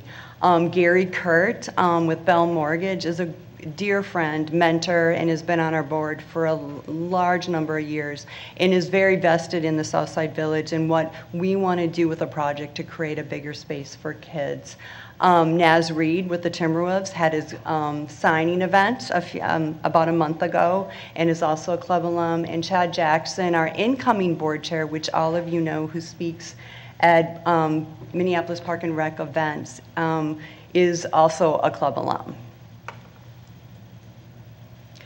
I just want to say thank you to all of you for the Minneapolis Park and Rec for bringing the basketball court public art mural project and involving Boys and Girls Clubs of the Twin Cities in that project. The pictures of our kids they got to paint with the artist, Jendaya, and it was such a fun event last Labor Day weekend, having the Minneapolis Park and Rec come together along with Boys and Girls Club and like hundreds of community members. Special thanks, Commissioner Musich, for coming out, as well as I know that Commissioner Crudup and Superintendent Benger were there on site to really support the event and ensure that it was something that we can continue to use and celebrate in that community. For us, it's really about partnership. From my core, it's what can we do, how can we be better And so today I'm going to share at the very end what we're thinking of for our future. But I'd like to ask Melvin Tennant, our board member, to come up and talk a little bit more about our vision. Welcome. Thank you. Thank you, President Forney, Commissioners, Superintendent Bangura. I don't really have much I can add to what Terrell has already said, but I'm here to really speak on behalf of a very, very supportive board that has a lot of interest in building and strengthening community relationships. As Terrell said, it's been 3 years now since George Floyd was murdered, just steps away from the location. And the youth are impacted by that, and that's, as Terrell said, with the mental health support and other programs is really important for the future, and I'll talk about that in just a moment. The youth are really yearning for hope and direction. You can look at all the things that have happened in our city over the last couple of years, and a lot of people are discouraged, and that really flows down to the youth, and this is a great opportunity for us to strengthen and lift up those youth. And I know our two organizations really share many of the same goals. I think Terrell really outlined those, and I'm not going to go over those, but clearly we're all in the same business. And I'd just like to end by saying these are our future leaders. We have to be really intentional about ensuring that we have leadership across all organizations, all parts of our community, and I think these programs show that we're really doing our part to ensure that those leaders are being developed. And of course, we're certainly looking forward to expanding our partnership, and we thank you for the past partnership. Thank you. So for us, just to give an overview of what we've been doing. So in 2021, Boys and Girls Club the Twin Cities established a task force to look at what we could do to create a larger club space for Boys and Girls Clubs, the Southside Village Club. And if you've been to Phelps, it's not a very large building. And as we were growing and the needs of kids we knew that we would have to grow and build something that would really be the club of the future. It is our one club that doesn't have any kind of tech center space. It doesn't have the cool studios I know that Superintendent Bangura is very passionate about. And so we got together and we started planning and talking. We also simultaneously had redone the lease and started having conversations with Minneapolis Park and Rec. We shared our desire and our aspiration for a larger space, and we've continued to have those conversations while opening our doors and figuring out ways that we could partner on a deeper level with community and with our kids. But segue to 2003, we were awarded a federal appropriation grant from Representative Omar, Senator Smith, and Senator Klobuchar for renovation to create a space for Southside Village in South Minneapolis. And we're also kicking off a campaign this year, which will help. One of the pillars is the Southside Village project. Our ideal is to expand from what we have currently of about 13,000 square feet to 30,000 square feet. And to be really thoughtful about what kids need today, but also thinking about the future. What we learned during the pandemic is we did well, all of us did well, but if we had known what was coming and had been thoughtful, I wonder how we would have planned for programming and infrastructure in a different way. So that's something that the Boys and Girls Club is really thinking about as we plan for the future. We also want to increase our metrics. We talked about that. We want to be able to have, I would love to see 100 teens in a building. And just in the space that we have now, it's very difficult to have that many teens engaging and participating in program. Oops. So thank you so much. Thank you. So Commissioners, we need some direction from you, and figured that a discussion tonight might provide us some direction about how to move forward. If you'd like us to continue exploring with the Boys and Girls Club, we would return to you with an MOU that frames what the exploration is. It wouldn't go anything more than trying to define the next steps of a process. There's actually, as if you look at the trajectory of moving from the current facility to a future facility, there's a whole lot of other work that would need to happen and other opportunities for the board to weigh in. But we want to make sure you had a chance to gain insights into their program and then offer staff some direction about how we might either continue to work with the Boys and Girls Club, or if we decide to not do that, we have work to do on the lease and figuring out how do we separate and make sure that the children in that neighborhood don't fall between the gaps of our programs. But so, any questions? Any questions to start off this conversation? The hand is slowly going. Commissioner Bennett. Thank you, President Forney, and thank you for the presentation and for describing the program, and also Assistant Superintendent Kalb, also for talking about the programming that the Park Board's doing in the space. So if someone could clarify, it's unclear to me, is this an additional facility? I'm not clear on that, or is it an expansion of the current facility with continuing to co-locate kind of Park Board and Boys and Girls Club?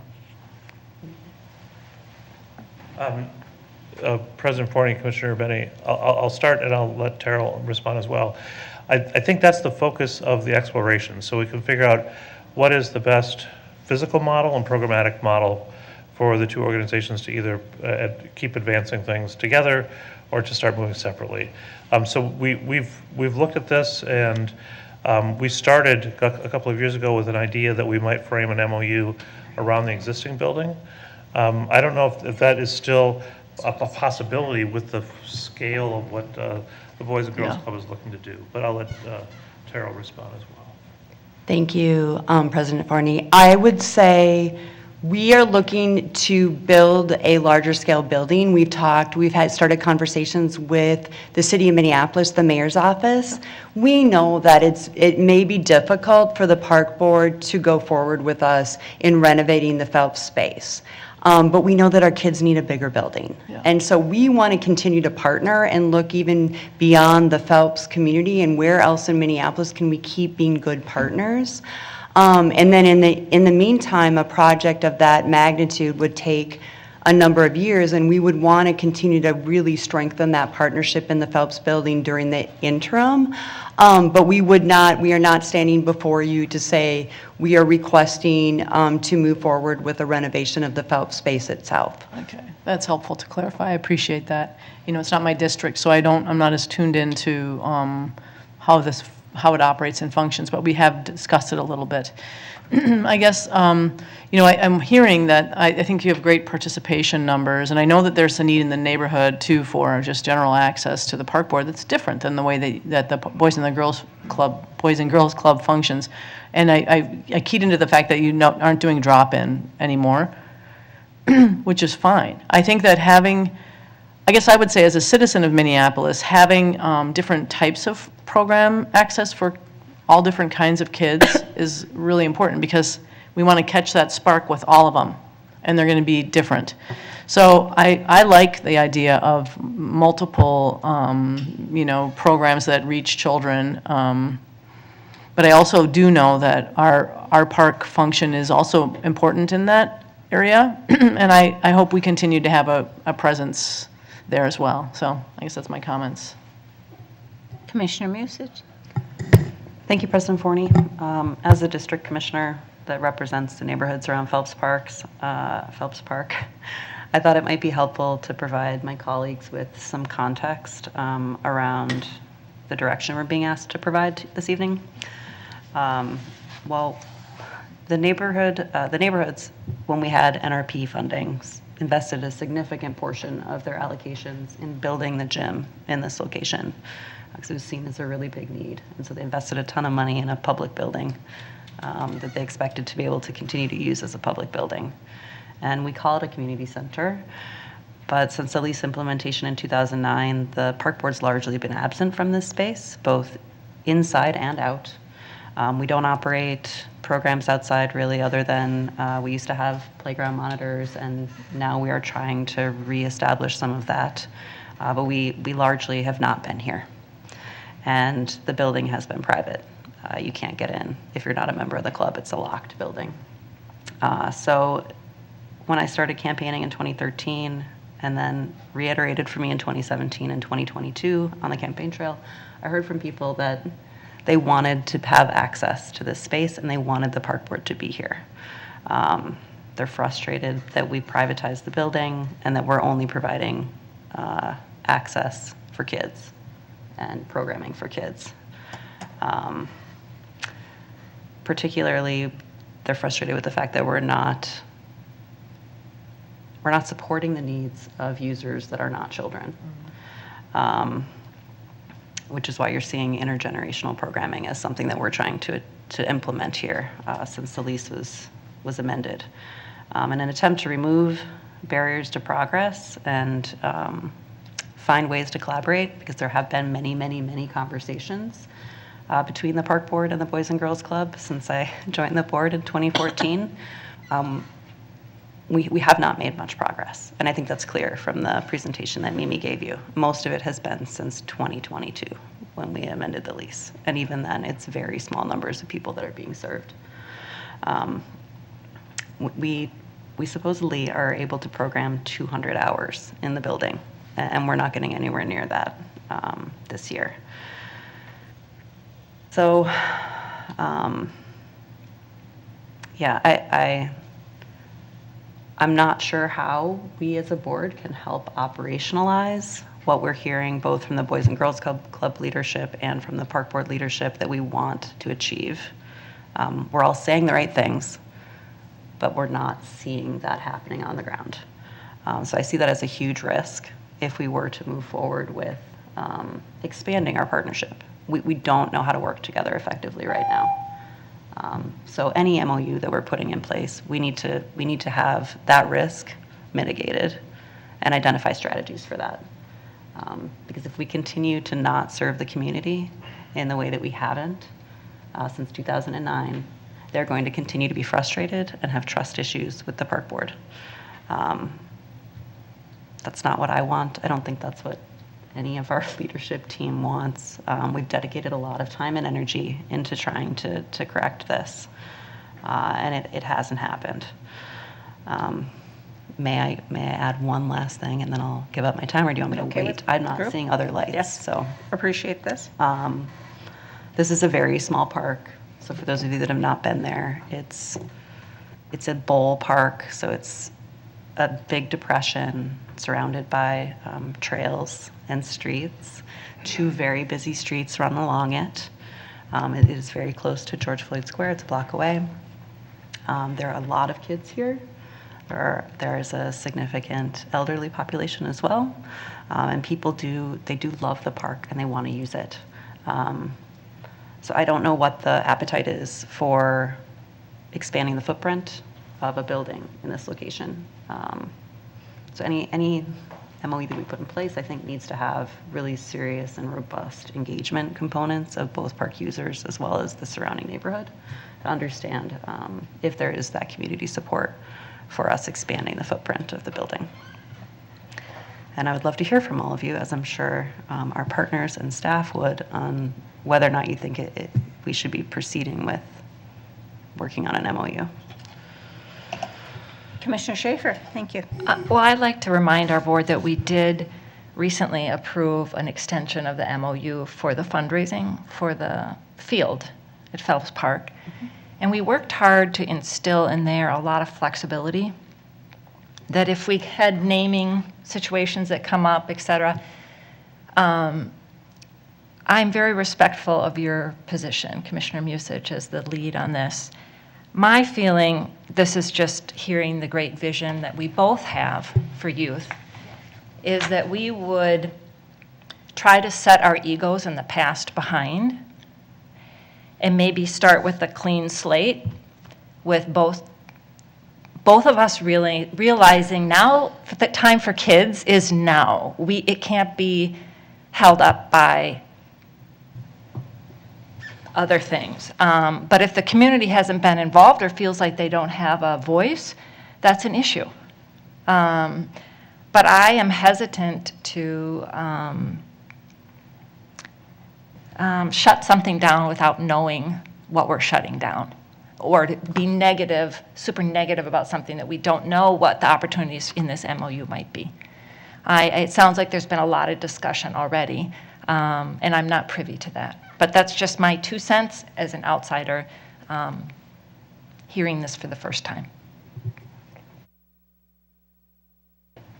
Any other comments from commissioners? First of all, I have to divulge, I don't know if I've shared this before, but I just realized that it's been almost a half a century since I actually worked for the Boys Club. So, yeah. That's when it was at the Blaisdell, at 24th and Blaisdell. Anyway, and so I really admire the work that you all have done, and I really appreciate it. You know, it's obvious that the community has a significant need there, and I honor that you are. But I'm hearing that maybe we need to reevaluate whether or not we should continue in this partnership. And so, particularly based upon the commissioner, the district commissioner's comments, I really appreciate those and everything. I wouldn't want to inhibit you, but at the same time, we do need to also broaden or be about our community. So I guess that's my input, that we might need to consider separating and moving on. So any other questions or thoughts, King? Not seeing any. I really appreciate you being here and sharing your success, and I'm hopeful you'll be able to continue with or without us. So thank you. On that then, I am going to recess the full board to go into admin and finance. Chair Schaefer. The time is 6:34, and I'd like to bring the call the Admin and Finance Committee to order. Secretary Ringgold, can you please call the roll? Oh, point of order. Did President Forney appoint interim people to this committee? I believe you need to do that before. Yep. Oh, you did I it. forgot to do that. Yes, we do have a few missing members, so I'm actually going to appoint, thank you so much, Commissioner Bene, Commissioner Olson, and Commissioner Elper, being that we are only down to 2 members on our committee here.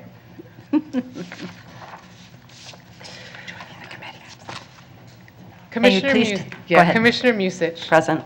Commissioner Olson. Here. Commissioner Abene. Here. Commissioner Elper. Present. Co-Chair Schaefer. Here. You have a quorum. May I have a motion to approve the minutes that we have before us this evening? The agenda? I'm sorry. Let's have a motion to approve the agenda first. So moved? All those in favor, please say aye. Aye. May I have a motion to approve the minutes? Yes, I would like to move the minutes from September 28th, 2022, March 15th, 2023, and July 19th, 2023. Thank you. All those in favor of approving the minutes as listed in our agenda, please say aye. Aye. That motion passes. Tonight we have 2 items. We have 1 action item, and then we have a study report item. May someone please move the first action item? I can move Resolution 2023-145, resolution authorizing an easement agreement to create a public park and trail on Continental Cement Company property near the eastern terminus of 26th Avenue North within the Above the Falls Regional Park as part of the implementation of the regional trail extensions established in the Above the Falls Regional Park Master Plan. Great, thank you. Do we have any maps that Mr. Peterson is standing ready? Thank you for this, giving us an overview of this item.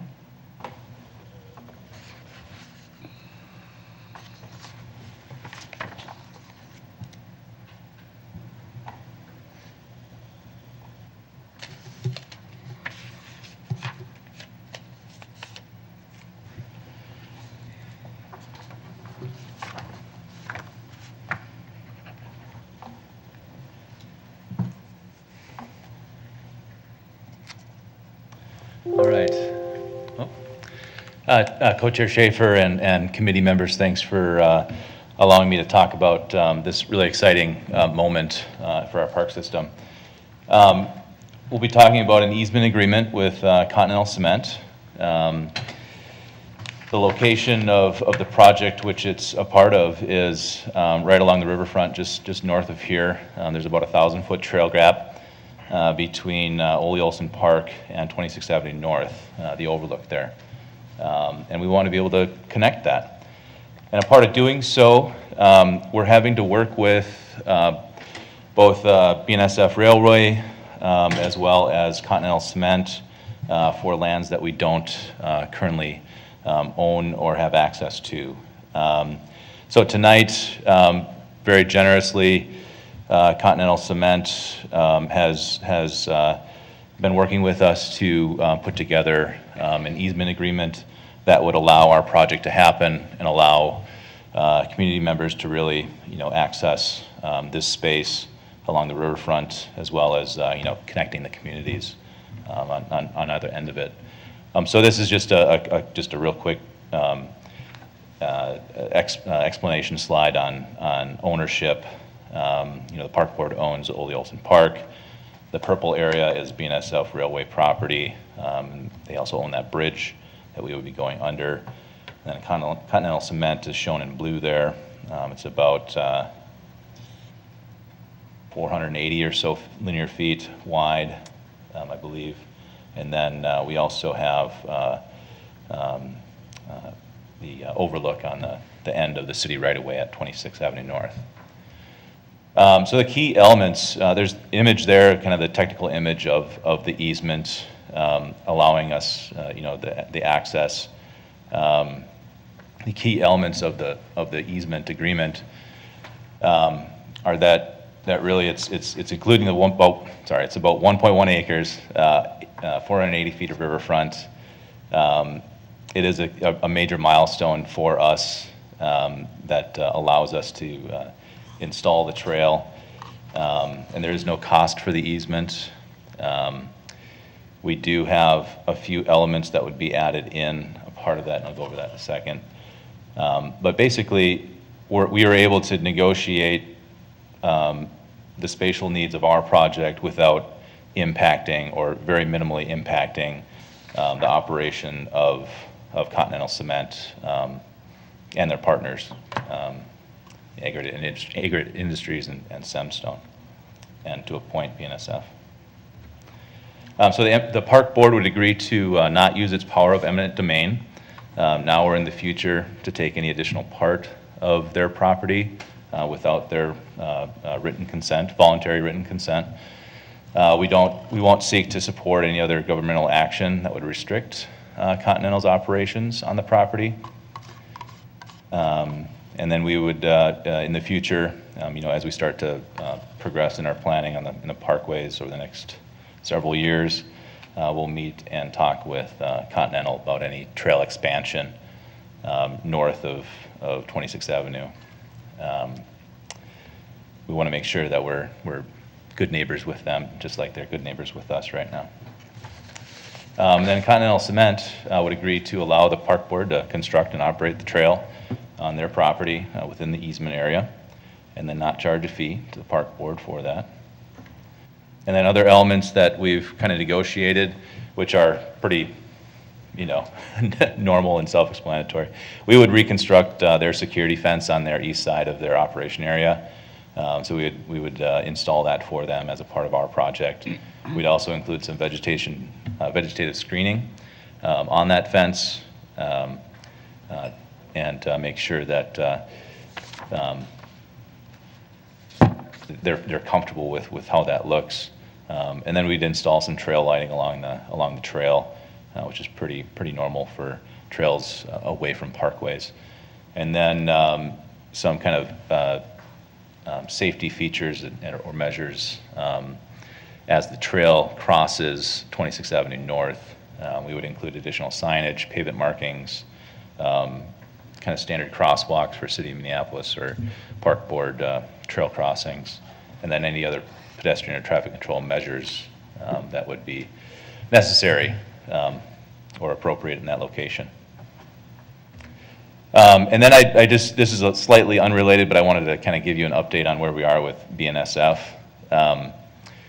We are working with them. We are talking with them about our protective structure. Here's a kind of a rendering of that structure that sits underneath their bridge. Its design kind of mimics the bridge itself with kind of the truss system. And that's really to protect our trail users from anything that might drop off of those trains. So we're working with them on this design, making sure that it doesn't impact their foundations of that bridge.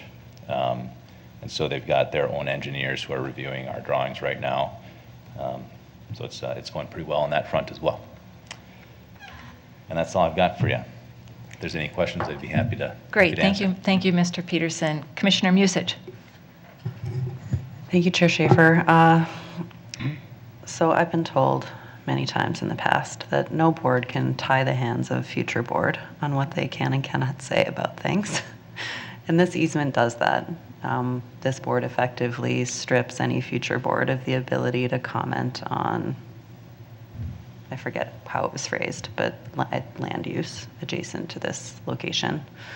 How do we ensure that future boards are aware of this restriction and that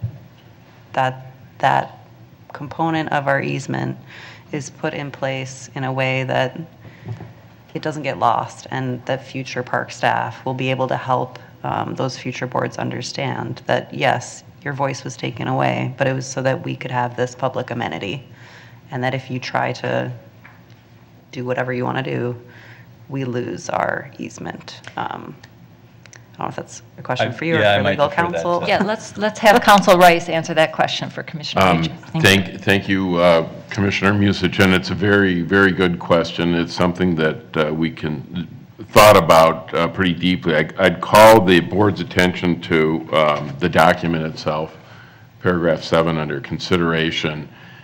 And I might frame it also this way. This will be a trail easement. It will be a recorded document. It will be filed against the property for the world to see, basically.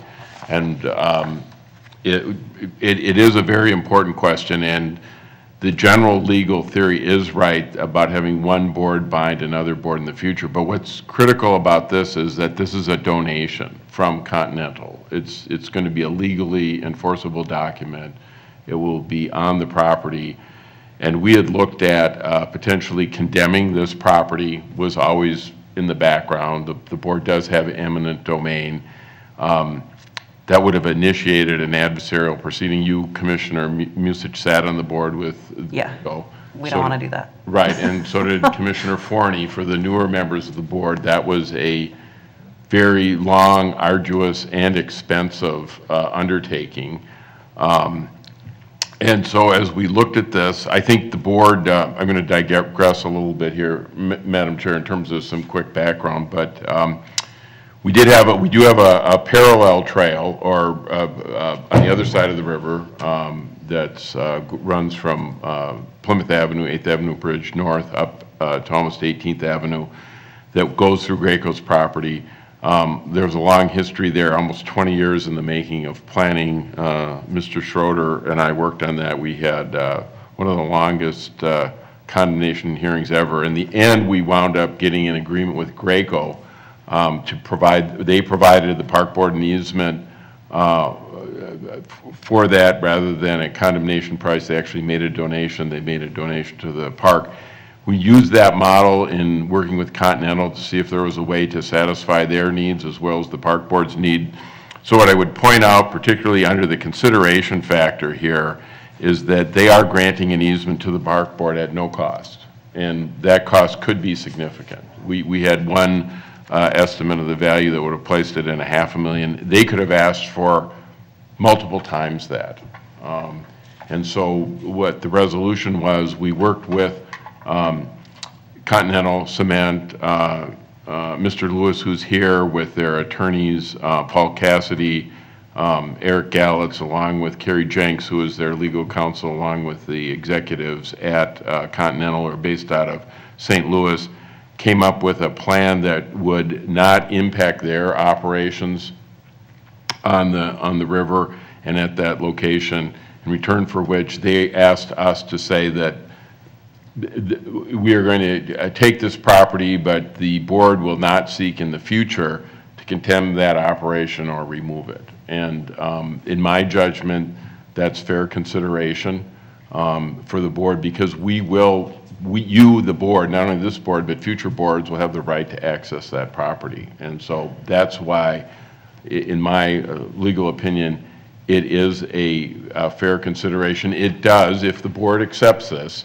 would commit future boards to respect that easement, and if they decide to back out and renounce the agreement, they would lose access to that property. If they said, okay, we're going to condemn the property and close the operation, I guess a future board could, if they wanted to do that, renounce the agreement, but they would lose the right to go over the property and they'd have to condemn it.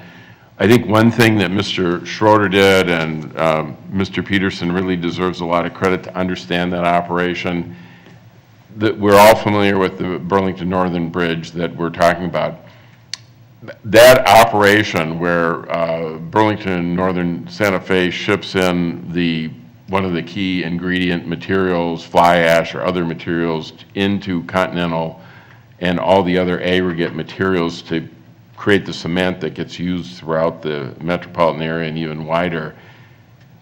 Our thought was that for someone else to replicate that operation would take millions and millions of dollars, because it's so interwoven. It's close to a freeway, it has rail access, it has all the elements needed to do what they did, that if you took any one part of those 4 pieces out, you'd essentially be condemning the entire operation. And I think when this board, I do have to compliment Continental again and its officers, rather than come in and say, we want $20 million for the operation, or even 30 or 40 to end the whole operation.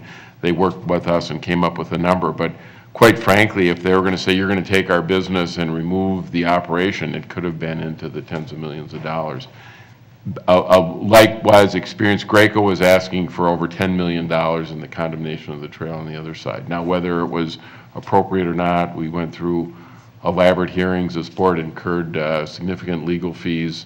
In the end, I think, and you'll have to take it on, I guess, my judgment or not, but in the end, we've found a solution in that case that I think helped Graco, helped the park board, solved the problem, and as you'll see next year, we'll have a new park out of it. Likewise, working with Continental, I think the board will see Great. accomplish it. Enough, thank you. Thank you. No, thank you for that background on Graco. Commissioner Musich, did you have a follow-up question? Yeah, that wasn't actually the answer I was looking for. So thank you for all the context, and I'm sure my colleagues are thrilled to have learned all that about condemnation. Really what I'm wondering is, do we have mechanisms in place in the organization that would ensure that our predecessor, or our successors, are informed of this restriction on their ability to make comments without damaging this huge public gain that this board, I'm hopeful, will support this evening. I don't want to see us lose an easement because we lack a way of communicating forward this institutional knowledge that we have this agreement in place. And I bring this up because there are so many agreements that I was very excited about supporting that this board implemented that never probably would have gone anywhere had not a commissioner said, hey, what about this, and why aren't we moving forward with this, and how do we get this to happen, right? So that's what I'm wondering. Do we have something in place that ensures that a future board is not ignorant of this restriction? We have Assistant Superintendent Schroeder coming to the microphone. Thank you, Chair Schaefer, Mr. Musich. It's actually a hard question to answer because we have a 140-year history and not all of us have that full institutional memory attached to any one of us. Yeah. Council Rice noted that this will be recorded against the property. That's an important thing that we do now, which was not standard practice previously. So encroachments, any encroachments that you approve are recorded, and that's not a guarantee that a commissioner will know, but at least it's recorded on the property so a buyer or a seller or anybody looking into the property records of Hennepin County will know. And does your staff refer to those legal records when the board wants to take an action that would relate to a particular property? Do you look Yes. that up and say, oh, hey, you should be aware of these things Yes, before you do that? so let me go a little bit further, because it's one of the things in particular that Real Property Administrator Downey has been doing, is making certain that those actions are recorded and made a part of decision-making as we go forward. I don't know who actually had specific responsibility before that position was created in 2012, but it was not likely the responsibility of any particular person. At least we have continuity in that position to have that person be responsible for checking on the records of properties as decisions are made or as future boards contemplate actions related to certain properties. Perfect. That gives me a peace of mind that we're not going to see somebody come along later that, for whatever reason, wants people to get their concrete from outside the city versus not having to truck it. Yeah, anyway, thank you for the clarification. I appreciate it. Those are all my questions. Great, and I just want to say one quick thing too, is that this is something, it's unrelated, but yes, if we had an aggregate place for all of our policy under certain topics, you know, Deputy Superintendent Ringgold really pulled that bike report out of, you know, for us in that, but it would be lovely to have an easily searchable by topic policy library. I know you were talking about land issues, which is separate, but same issue. I'm co-chairing right now. So, Commissioner Ababene, sorry. Thank you. Thank you, Chair Schaefer, and Alper Abeni gets mixed up all the time. Okay, actually, I was going to make not that comment exactly, but just about the things that are in the agreement that we have to keep some institutional memory on. So the first thing I'd like to say is I think this is a pretty great deal for the Park Board. For the citizens of Minneapolis, this is going to be a nice amenity. This is a really great little strip of land, and I really appreciate understanding how we can bring the river back a little bit more, but still retain your important business function in this location, because I wouldn't be surprised if some of our projects use your materials. And it would cost our projects more if we moved your materials outside of the area. In fact, that's happened with aggregate and so on in the industry. I'm aware of that. But I just wanted to comment on one little thing in the agreement, which we all, I think, need to respect and remember, and I made a note of it when I was looking at the agreement, and it's the acknowledgement of the adjoining use. And I'm glad that was entered in here, and that we just recognize that the function you're serving, if it's loud, if it's noisy, if it's occasionally dusty, whatever it is, it has the right to exist and be there and do your thing. And so we will need that, because I know there will be eventually some complaints and things like that, and that's okay. People complain and they have the right to do that as well. But you're doing what you will continue to do, but we're still going to have that nice amenity right next to it. So I just wanted to make those comments. So thank you to the staff here and to Continental for all of your work and collaboration. Thank you, Commissioner Alper. Thank you. I just wanted to say what an amazing gift. Thank you for working with the Park Board, and I know it's not easy all the time. It's working with government and bureaucracies, and this is going to be terrific. So thank you to staff who worked on this too. Really appreciate it. Yeah, and I'll just say one more comment too, Mr. Lewis. I remember from when you spoke last time before the board, and it triggered my family is in the concrete business in St. Cloud area, and my brother works for Semstone. So, you know, this business is near and dear to my heart. And one thing that you mentioned, it's a privilege to give. And that spirit, I just want to highlight and say that is inspirational to me as a commissioner, as I put in long hours in my job, is to remember, you know, whether I'm hearing it from you or someone else, it is a privilege to give. And I just want to say my heartfelt thanks as well for this generous donation, and we're looking forward to being a good partner with you as you have been a good partner to us. So with that, let's take a vote on this resolution 2023-145. I do not see any more lights. All those in favor, please. Roll call. Oh, roll call. No, we need a roll call at the full point of order. We need a roll call at the full board. Okay, all those in favor, please say aye. Aye. Aye. That motion passes.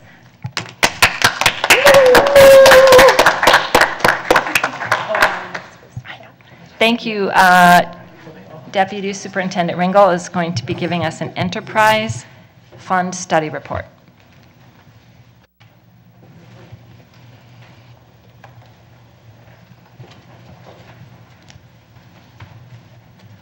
Thank you very much.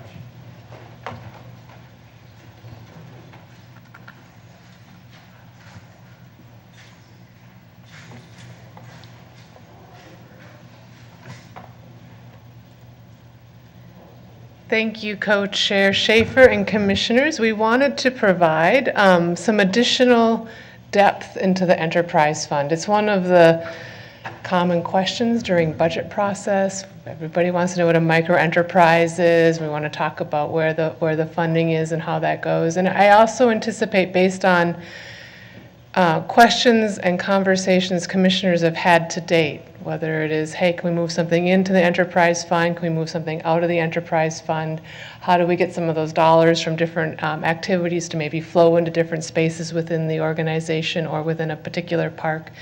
That this is going to be a budget topic for you in the 2024 budget development. So we wanted to take a little bit of time, do a little bit of a deeper dive, not too deep of a dive, because we could actually spend quite a bit of time on this, and we won't spend the rest of the evening on it. But it's an interesting topic. It's a really interesting topic, and my time just preparing for today's meeting made me realize we haven't always thought about this in the same way, that there has been really different ways, and Council Rice would go back even further than I would clearly on this, and he might even have different recollections on how this fund might have been thought of at different times. So we'll dig in. We're going to do a little bit of history. We're going to talk about the enterprise fund and then what is a micro enterprise in relationship to that. The principles of the fund, some of the things we're focusing on, some of the known issues within the fund right now that are important to us to think about. Because there is this conversation of whether we should move things in or out of the fund, we'll spend a little bit of time just thinking about what that would look like and what would be involved with that. We'll take a little bit of a dive into the financials. We'll actually use the 2022 financials as the example for that, just because it behaves a little differently than the general fund, and so it might be helpful to get context on that. And then we'll end with questions. So first of all, the fund itself, we've got some great work all the way back to Theodore Wirth talking about the importance of parks and park programming not being solely the responsibility of the taxpayer, but there should be fee-based programming and fee-based activities within the system. So the concepts really around the enterprise fund go all the way back to Theodore Wirth. The concessions at Lake Harriet started in 1887. We believe that's the first thing that probably started to tip toward an enterprise type of activity. Golf, from what I can tell, golf probably almost always existed within a concept of enterprise, and the first one being Glenwood, which eventually became that Theodore Wirth that we know today. All the way to most recently, the parking system. That's a relatively new concept in terms of revenue generation in the system, and that has landed itself in the enterprise fund as well. In 2013, we made a shift. We did a pretty deep dive at that point, and I'll stop saying deep dive at this point because I realize I've said that a few times now. We'll just keep going with it. We did a pretty thorough look at the enterprise fund in 2013. And really, what I would say happened at that moment is we took many things out of the enterprise fund. So in about the early 2000s, we created a whole new assistant superintendent of development for our organization. And at that time, everything that made revenue, whether or not it made revenue in a sustainable way, basically went underneath that assistant superintendent of development. So we had Rec Plus in there, we had all of the athletic fields in there, we had some youth programming in there, we had just a ton of stuff sitting in that concept of enterprise fund. When we hit 2013, it became more of an exercise of what are those things that could actually be self-sustaining. So for example, Rec Plus was pulled out because while it is a profit center, and a great profit center within the general fund, it actually doesn't fully sustain all of the facilities and all of the other needs associated with operating that program. And the things that remained in the enterprise fund were either things that we knew could be or we hoped could be fully self-sustaining. So that was the 2013 change.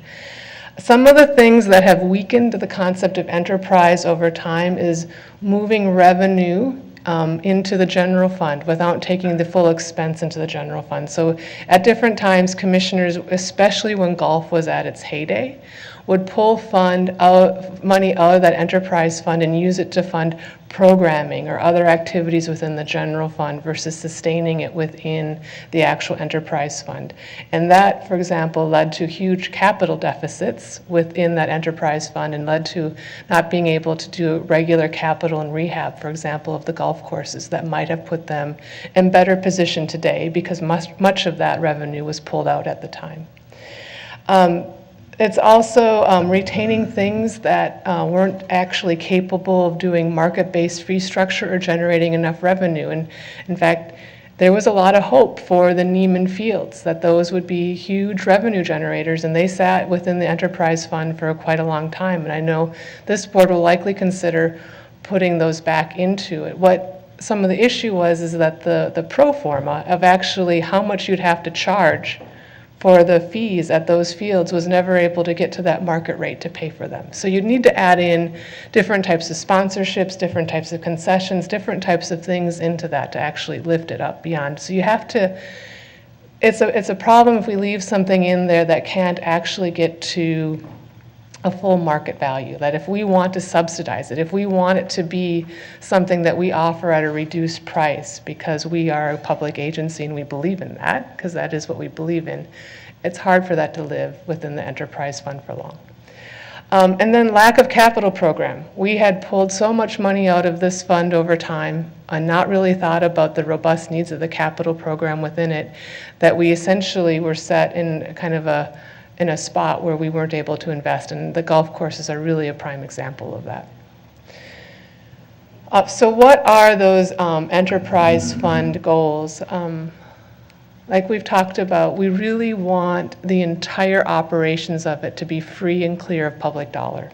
Right? We really, and most recently in budget time, you have seen us actually take some of our administrative functions and said, okay, we really, some of those administrative functions like HR and finance, they're also supporting the staffing for enterprise. So we should be charging some of those things into that enterprise fund. You really want it to cover the full expense of it. So that would be things you would have seen most recently.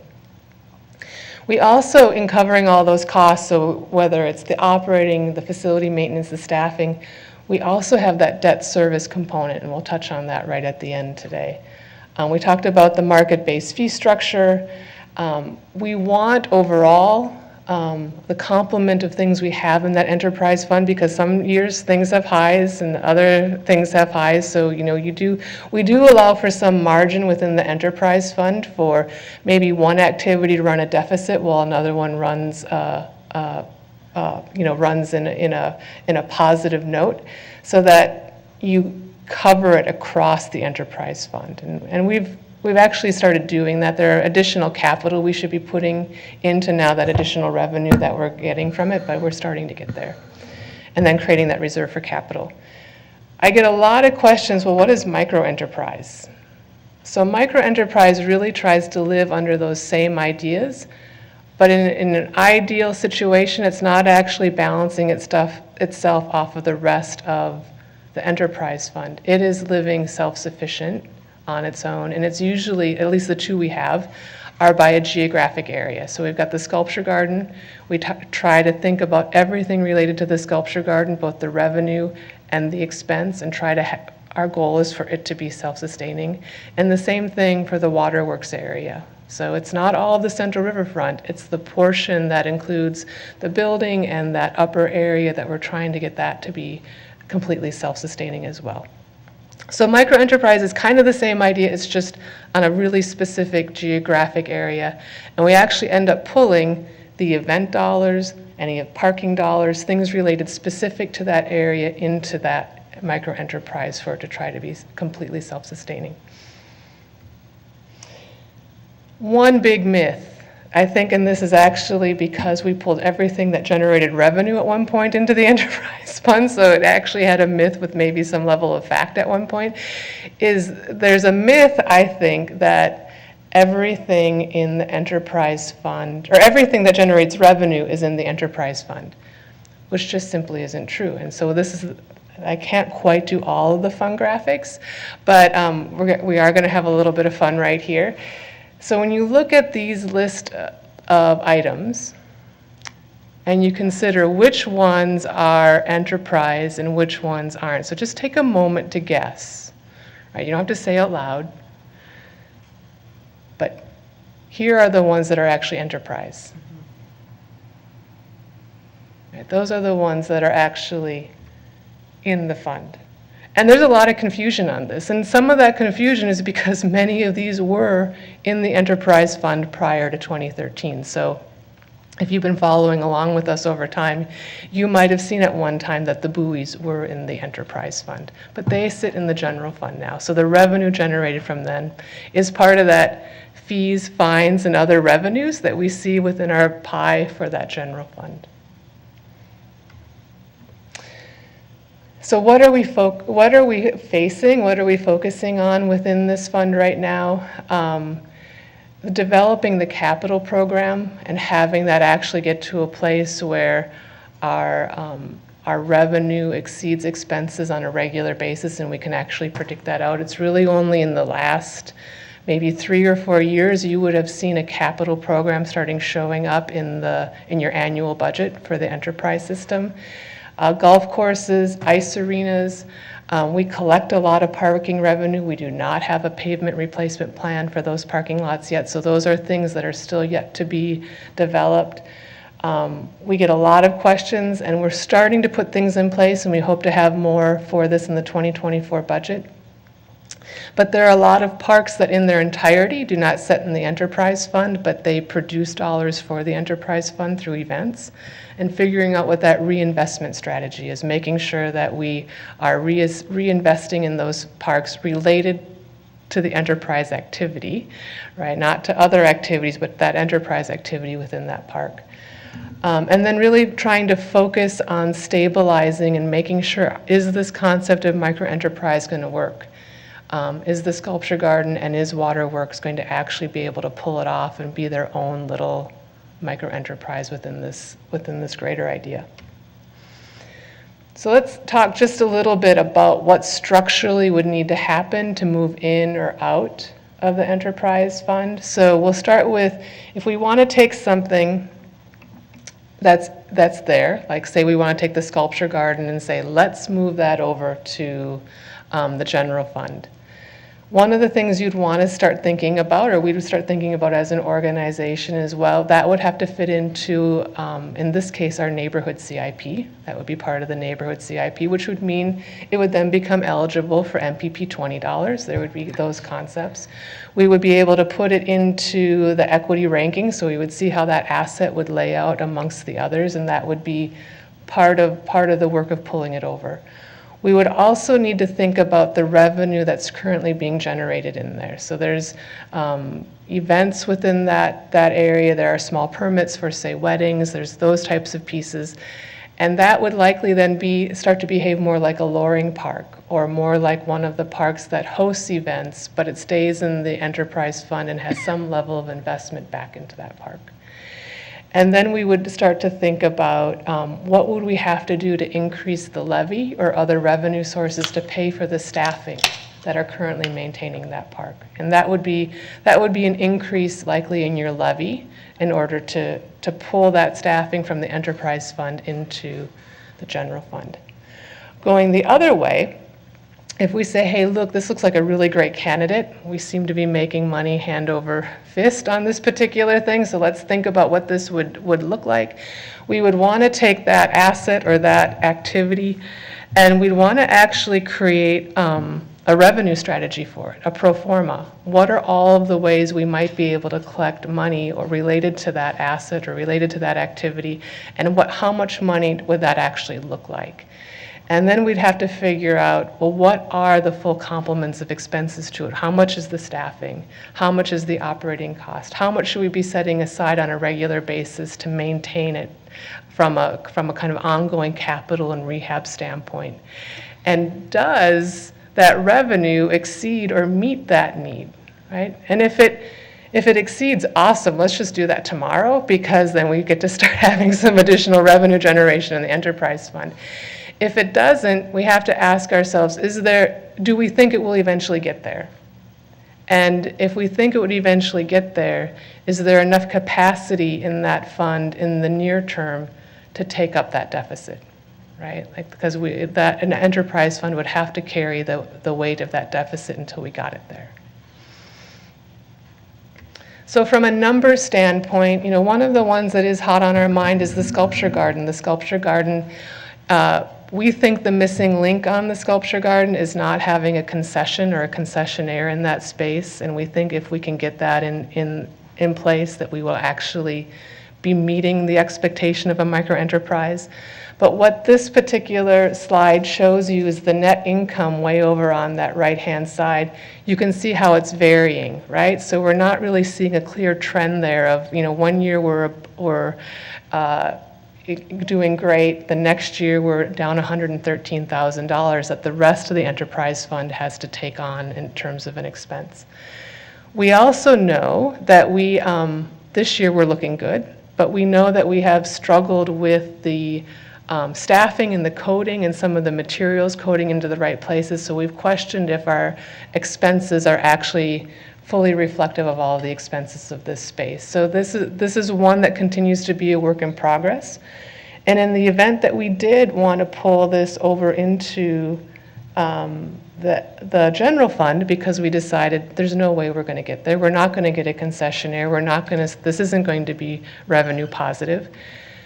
This is the staffing complement that we'd have to consider, right? And bringing 3.24 staff into the enterprise fund into the general fund is not without some level of consideration in terms of what that might do to the levy or how we might think about that, right? So those are the types of things we weigh on that type of consideration. Going the other direction, Neiman is a really popular one because we know it does make some level of revenue, but does it make enough revenue? And what we're seeing right now, without a pro forma that might suggest some additional inputs there, right? Some additional ways to make money. We are running anywhere from $200,000 to $350,000 negative in that particular spot on an annual basis. So that's the type of money we would have to actually be able to make on an annual basis to be able to think, okay, this would be a good candidate for the enterprise fund. So that's kind of walking through some of those pieces. So each quarter you get one of our financial reports. There'll be one coming soon for the second quarter of 2023. But this, I actually went back to 2022 because then I could have a nice consistent year end and I could show you the different pieces. So this is the format that shows up in each of your quarterly and then your year-end report. And it basically shows you those main service area categories that we have within the enterprise fund. So there's golf, there's use and events permitting, there's concessions, parking, ice arenas, sculpture garden, and waterworks. And it'll show you the actuals of the revenue and expenses. And it lets you see basically how much, hopefully in most cases, revenue, net income, I should say, we were able to generate within each of those. And this is a great way to see how, well, some of them are up and some of them are down. Some of them exceeded our expectations. But collectively, they're making money right now, right? Collectively, when we total them all together, they make money. And that's what you see on the top part of this particular section of the report, that while some were up and some were down, Some have positive income and some were at a deficit. We still made about $3 million overall above the expenses within the enterprise fund in 2022. These are unaudited, so it might change. but that's where we anticipated that we were. This particular year of reporting is a little different because we have the Bidet-McCosker refractory showing up in this part of the financials. So that 3.2 million or that 3,281,000 that shows up in non-operating revenue, that's actually money we pulled out of different funds to show into one project. So that's kind of an abnormal thing. You wouldn't normally see that type of a thing, but that's specifically regarding the refractory component. But that non-operating expenses that you see below it, that's a more common thing you would see. So the first line is improvement. So that is a reflection of the capital improvement program you are starting to put in place for this fund. And this was a big year. 2022 was a big year because it had the refractory in it and a few other things. But you also see we're paying off some of our pension, the MRF payment, right? So there are staff in this fund who, in the same way we have to pay that in the general fund, we have to pay that in the enterprise fund. And then we have our debt service, and I'll show you a slide on that in a moment, but that's primarily parade and Minnehaha refractory.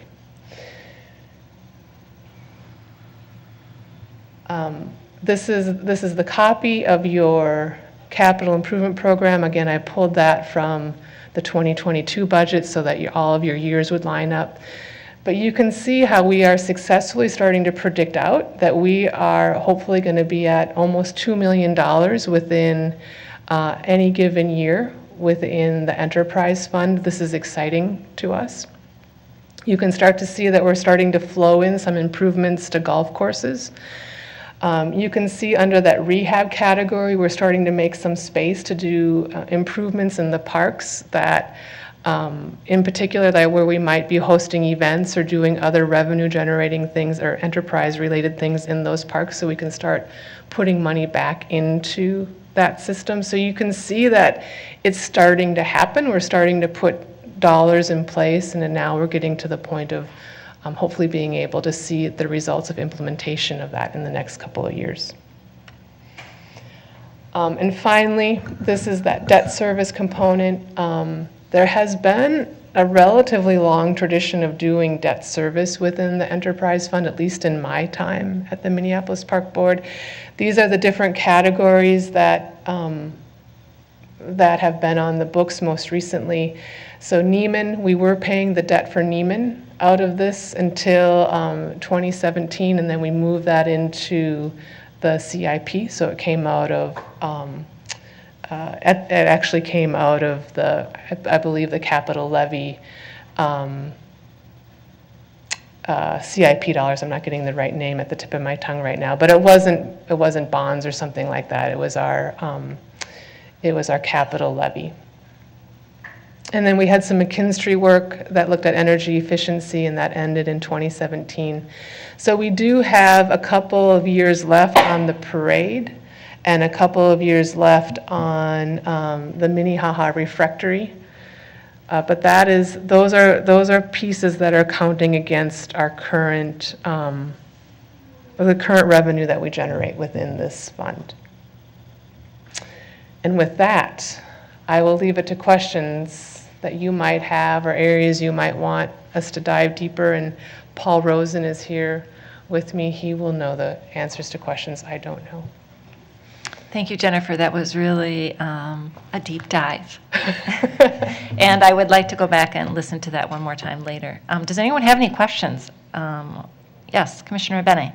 Thank you, Chair Schaefer. Actually, this was really interesting because it satisfied my curiosity in a number of different areas. And it's interesting to think about a combined enterprise fund like that, where you've got golf with parking lots and things like that. And I think specializing or breaking it down further would be tricky. But I'm really happy to hear that you're trying to work the capital in on any, I mean, you know that, but I'm just going to say any rate development needs, if it doesn't plan for that future need, it's underpricing its service, and then it will be a problem at some point. So that was very good to see. And I actually also have to say, I like to see the part about how you pulled things out in 2013, other just revenue generating activities, like maybe Rec Plus had been in there or something like that, as you said. But that in the general fund makes a lot of sense because of what that service is doing. So anyway, I just wanted to say that it seems like things are on the right track from my view, and it's reassuring that, of course it is. I have greatest faith in the staff here, of course, but I really, anything we can do to prioritize or encourage getting the capital reinvestment into there, even if it's tweaking the fees and things like that, I'd support that, so thank you. Any other questions? I'll ask my question around the micro enterprise. If you can just give me a little background on what's the motivation for setting that up? Was it because of our partners' requirements? And then as you foresee some of those, if you can confirm the money that's made in the micro enterprise stays in the micro enterprise, how do you foresee some of those funds being used as it goes forward? If they, because obviously we're tracking, except for the sculpture garden, Waterworks is tracking well. Co-Chair Schaefer, thank you. So yes, the micro-enterprise concept really initiated with Waterworks and out of conversations with the Minneapolis Parks Foundation, and it was actually in one of, I can't remember if it was the MOU or the fundraising agreement, but in one of the agreements that we had with Minneapolis Parks Foundation. And I believe for them, it was really a component of, as they contemplated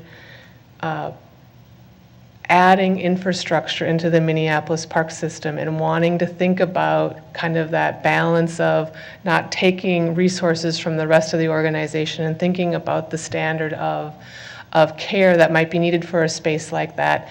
A micro-enterprise started to be the concept that rose up as a possible good solution to being able to address that. When you think about what are the complement of activities that might happen there, and it seemed a pretty concentrated level of activities that could happen there that could actually be revenue generating. I will say that the initial pro forma for Waterworks didn't anticipate we would get such an amazing concessionaire, right? So we we are really where we thought it would take 5 years to start breaking even, we might see it breaking even much sooner than that. I will also say that original pro forma didn't assume that it would break even with just the improvements that have been done. It also assumed that a river component, that the river section would be done, and that there would be an amphitheater there, and there would be additional revenue generation in that area as well. So we're seeing a shift in what that original pro forma projected based on maybe some different development pressure on that river side, as well as the performance of the current restaurant. Now, we are at a point where we might start seeing it break even in terms of paying for costs of employees and operating and those pieces. And then we'll start wanting to create that basically a balance that we can use for capital and rehab, because we anticipate that that would be needed. If we pay for all of the expenses and we have ample amount of funding within a capital and rehab category for that micro enterprise, then I think we'd come to the board and say, okay, this seems to be working. What's our next strategy with what we would then probably have excess dollars in terms of how you'd want to allocate that into other probably aspects of the enterprise fund. Great, and we can go back and look under the budget work about specifically how many people, how many staff people are attributed to that area. Correct? Yeah. Meaning there's no programming support for, there's staff people, but there's no programming material support that doesn't come directly out of that fund. Commissioner Schaefer, that's correct. Yep. Great. Yep. Any other questions? Commissioner Bene? Sorry, I just thought of maybe a dumb question. But I also like that I'm hearing like there's some rigor around how you're doing this, and it would be, to me also, when you look at a subcategory of the enterprise fund like golf or parking, When you set the fees and the costs, are you looking just at the kind of comps, the market, or are you thinking about the enterprise fund as a whole? Yeah. Commissioner Schaefer, or Co-Chair Schaefer, Commissioner Benny, we are going to have a whole section on fees coming up. We're looking forward to that one as well. But, but what I will say is that we ask staff to do comps, right? So if they want to add a fee or change a fee, we ask them to look at local, both for-profit, nonprofit, public sector areas to say, what are others charging for this and how do we fit into that? And then when we bring that forward to you as part of the budget, you have that to look at to see if we're staying in line. We do it by activity. Good. Not, because that's what we're measuring ourselves against versus what that might do for the enterprise. That's what I was hoping you'd say, because you could see that's the flaw with blending them, is that you're like, well, the enterprise fund is fine, so we don't need to look at our parking fees. I think we should, by category, look at all of the charges, so that answers my question. Thank you. Great. Any other questions? Well, thank you very much, Deputy Superintendent Ringgold, for that great report. And with that, I will call the Admin Finance Committee adjourned. I'd like to reconvene then the full board and move to the resolution being brought forward out of Admin and Finance. Yes, I will move Resolution 2023-145, resolution authorizing an easement agreement to create a public park and trail on Continental Cement Company property near the eastern terminus of 26th Avenue North within the Above the Falls Regional Park as part of the implementation of the regional trail extensions established in the Above the Falls Regional Park Master Plan. Second. Any discussion on that item? Not seeing any lights. I will ask then the secretary to do the roll call. I think I got it right this time. Indeed. Commissioner Thompson, absent. Commissioner Schaefer. Aye. Commissioner Olson. Aye. Commissioner Musich. Aye. Commissioner Menz, absent. Commissioner Elper. Aye. Commissioner Abene. Aye. Vice President Crudup, and absent. President Forney. Aye. You have 6 ayes, 3 absent. Hallelujah. The best thing I can say. Very excited about that particular motion. So anyway, we did a change up, I think you all remember, in that we are now going to have our reports of officers. So I'd like Superintendent to carry forward. Thank you, President Forney. It's just interesting change, and I'm hoping that we're not doing this at 11 o'clock at night. It's so important to, so that's my hopefully to get to an earlier time in the board meetings. But thank you for this opportunity. I'll read through this and share some really great things that we have going on in our park system. So under our first strategic direction, A, act boldly for our climate future. We want to focus on right now what we call the Mississippi River Aquatic Habitat Restoration and Mussel Reintroduction. Say that quickly. This product restores lost habitat and reintroduces mussels on 4 river islands and along approximately 6,000 linear feet of shoreline above the Falls Regional Park. The upriver was once really a rich aquatic habitat for native fish, mussels, and other invertebrates. With navigation, dredging, and industrial development, the critical island and back channel habitat necessary for residents and migrating wildlife is all but lost. A significant step toward reestablishing river habitat was the creation of Hall's Island. The remaining islands remain, but are slowly degrading due to erosion, invasive species, and degradation of natural substrates. The project that we're talking about intends to do several things. It's going to construct restored habitat on the islands and the underwater. It's going to reintroduce up to 4 native mussel species. It's going to monitor introduced and naturally recruiting mussel species for 3 years. And finally, develop a long-term management plan to ensure the success of island habitat.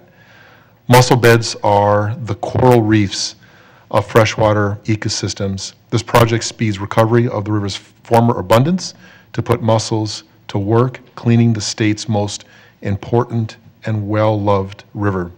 Funding is provided through the LCCMR, and the work will be completed in 2027. I usually don't get excited or geeked out about these things, but this is really cool. So excellent work here. Strategic Direction B, to cultivate each community's place in honor of cultural traditions in Minneapolis parks. The Environmental Volunteer Program highlights. So we have 85 one-time group service projects have been held to date in person from April through July. 95 park stewardship agreement teams are caring for gardens and natural areas in our parks. 7 staff-led gardening opportunities are available for volunteers of all ages to join in MPRB gardens. These are incredible numbers, and we couldn't do without these numbers. So really exciting and wonderful work that's being done out there. The next strategic direction, C, implement quality youth and intergenerational programs.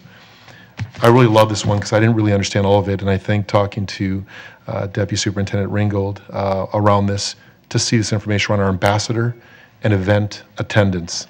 So Visitor Service has a pool of 20 part-time summer park ambassadors and event attendants. Summer ambassador shifts are on Saturdays and Sundays at Minnehaha Park and at the Sculpture Garden from 11 o'clock a.m. to 5 o'clock p.m. When 2 staff are on, they set up a small tent and table with a MPRB flag and are providing park patrons with various information and distributable resources. When one staff is on, they roam the park with their uniform, and they have a tag that says, "Ask Me Tag," and a pack full of distributable resources. The ambassadors provide customer services on foot. They take pictures for families, give directions, and so forth. MPRB partners with the Walker, who also have deployed ambassadors at the Sculpture Garden with information on the Arts Center. Ambassador shifts don't always fill at every location, every weekend, depending on staff availability. Event ceremony shifts vary from weekend to weekend, depending on what's happening in the parks. Supervisors choose permitted events to staff with attendance that post the most impact to our system, like, for example, large events or festivals or races. Event ambassadors ensure that events aren't operating outside of the permit limits, and we have them take photos of problematic things, but also of the event in full swing. The team also staffs Waterworks, the Commons, and the new park markets and other programmings where we're offering those 2 locations. So Waterworks, market shifts, and the ceremony shifts have priority based on needs for staffing. So that was just one thing we wanted to really share, and very exciting, and they're doing really incredible work. And I've seen them kind of actually with the tents out there, so I just want to share that with you all to know that we're out there doing the work within our park, and being really great ambassadors. Strategic Direction D, care for our park assets to meet evolving needs and practices. CPRO Park Project, this is really cool. The 1.65-acre CPRO Park was officially transferred to the Park Board from Hennepin County in 2019. MPRB trades have been a big part of getting some of the improvements completed for this project. Thank you to trades. The trade shops have been working at CPRO since last fall, and the cement shop just finished etching the concrete slab that was poured. Everyone should honestly go down and visit this site. It's really, really beautiful. This was the first time that Jim Hunt, the cement foreman, and his staff had tried this process, and they did really a great job. Take a look at some of the projects that were completed, as you see in the actual pictures. So last fall, the plumbing shop installed a new water service line for the drinking fountain, while the carpentry shop built and installed the raised flower planters, along with the cement shop who poured the cement pad for the green water meter box to sit on. This year, the cement shop built a compost bins for the community gardens members, built a CMU vault for the drinking fountain, and poured the pad for it to sit on. After the concrete had cured, Jim Hunt and his staff sandblasted the concrete to etch it following the design that was requested. And if you look at the image, you can kind of see what they did. They also poured a pad for the entertainment stage and mounted some benches for viewing. Also, the plumbing shop installed a new drinking fountain with bottle filters on the vault that the cement shop poured. The community garden members are very, very happy and to have water on site now and to use the community garden. And lastly, the carpentry shop built a new park sign. So again, great works to our trades department, and thank you to Jeremy and his team for really the great work that they've been doing. And it's really exciting to see our trades doing some really great work out in our park system. And congratulations to them. They've done wonderful work. Strategic Direction E, which is the last one, steward our natural resources. And this is going to focus on forestry. So even though the numbers have dropped significantly over the past decade, the Dutch elm disease is still killing elm trees on boulevards and in our parks. Diseased elm trees are marked with a ring of orange paint around the trunk. By removing them quickly, it is possible to slow the spread of the disease. Nearly 250 public elm trees have been identified with the disease in just this past year. So with those, one more here, which I would like to, if you don't mind, President Forney, just to quickly give a quick information about the cannabis law that exists out here. So if that's okay, I can thank you. And I wanted to address this again, is just to kind of read this for the public and to, again, remind the board of where we are currently at this time. But I think it's important for our general public to know the statement that we've put out. And I'm just going to quickly read through it, and so just bear with me on this. Interpretation of the new Minnesota cannabis legislation has shifted in the last weeks of July. The Minneapolis Park and Recreation Board, the NPRB, read the legislation passed on May 2023 as limiting the use of cannabis by people ages 21 and older to private property and prohibiting people from smoking or vaping in any public place, including parkland. However, a legislator who sponsored the bill has recently been quoted in media stories that if the city doesn't have an ordinance against it, people can smoke cannabis outside in parks. The League of Minnesota Cities has also recently concluded that if the government body wants to prevent the use of cannabis in public places, it needs to adopt an ordinance prohibiting such use. The NPRB is reviewing these new interpretations and determining next steps. The NPRB currently has a policy prohibiting tobacco, but does not have an ordinance specific to smoking or vaping cannabis. While the interpretation of where cannabis can be used has changed, it is important to know that this legislation also states that people may not vaporize or smoke cannabis flower, cannabis products, artificially derived cannabinoids, or hemp-derived consumer products in any location where the smoke, aerosol, or vapor would be inhaled by a minor. The NPRB interprets that to mean that park areas where there are children, including but not limited to playgrounds, wading pools, beaches, athletic fields, etc. The legislation also prohibits the use of cannabis anywhere that is already prohibited by the Minnesota Clean Indoor Air Act, which prohibits smoking or vaping in indoor public places and indoor places of employment, and this includes all NPRB buildings. Thank you for your time, and again, we can answer questions. I have Council Rice here who can give more information if needed around cannabis, but if you have any questions, we are open for that. So thank you for your time. Thank you for the report, and due to the ever-changing controversy around this, I mean, really, I think we all realize it's like every day we're reading something different. I have asked if Vice President Crudup, as the chair of Standards and Conduct, would take this on as a discussion item in September, and she's agreed to that for us to hopefully by September more and more of this will be better understood, and therefore we can have a robust discussion by it. I would have suggested it in the next, well, this meeting or even the next, but we have so many missing board members. I really want to make sure that everybody is an active participant in this. And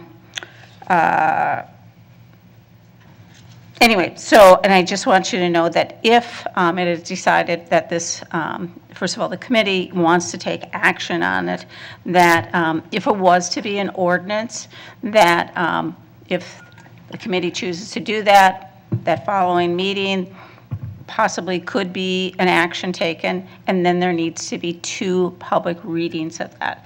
So the possibility of enacting something is down the line. So in some ways, I feel that's important so that we can hear more and more of the interpretations of this. So on that, any other questions directed to the superintendent? See none? Okay. On to petitions and communications, and I'll start with Commissioner Schaefer. I will pass. Commissioner Elper.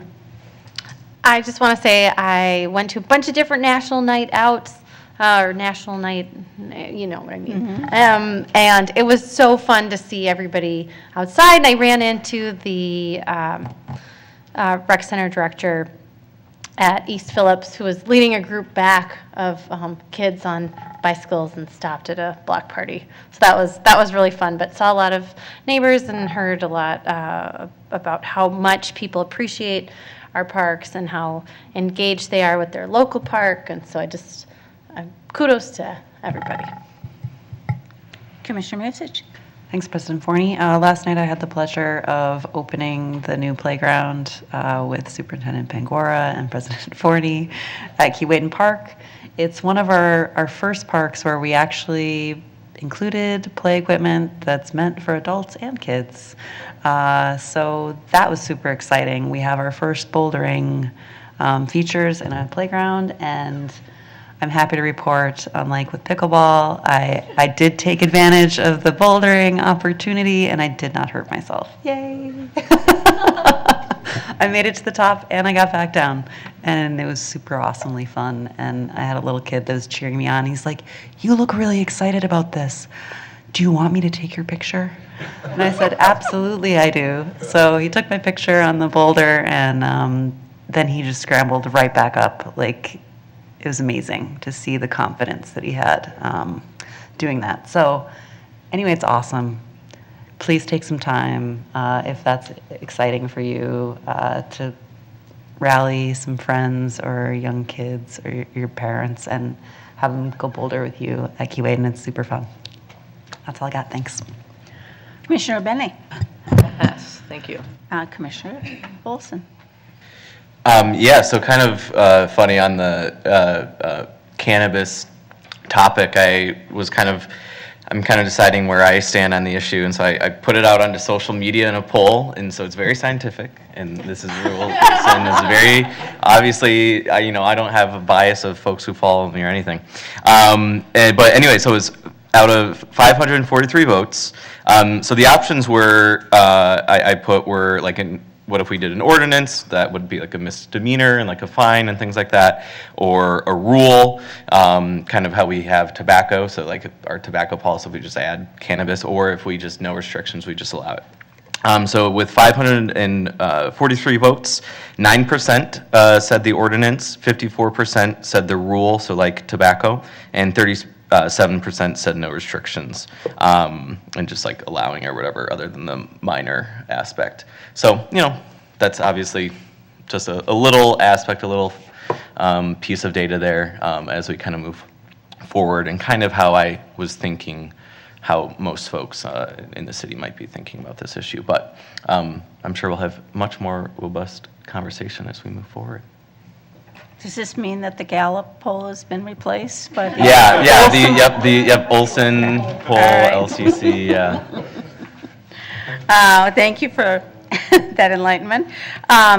So following the superintendent's report, yes, as far as the strategic directions, I did have dealing with our care of our assets, and as well as far as I'm concerned, climate future. The opportunity actually was this morning at a Rotary Club to present about our initiatives, and great questions afterwards, which I really enjoyed. Although not many of them live in Minneapolis, they all did indicate that, yes, we have used the parkways. So they were able to, understand what our needs are.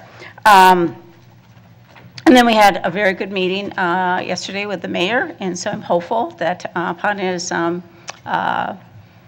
delivery of his budget, we will be acknowledged as far as the work that all of us have been really doing on this, and I'm really excited about it. And then, yes, as far as intergenerational programming and everything, yeah, I think that really the Coaden Park playground is probably the most awesome I have seen.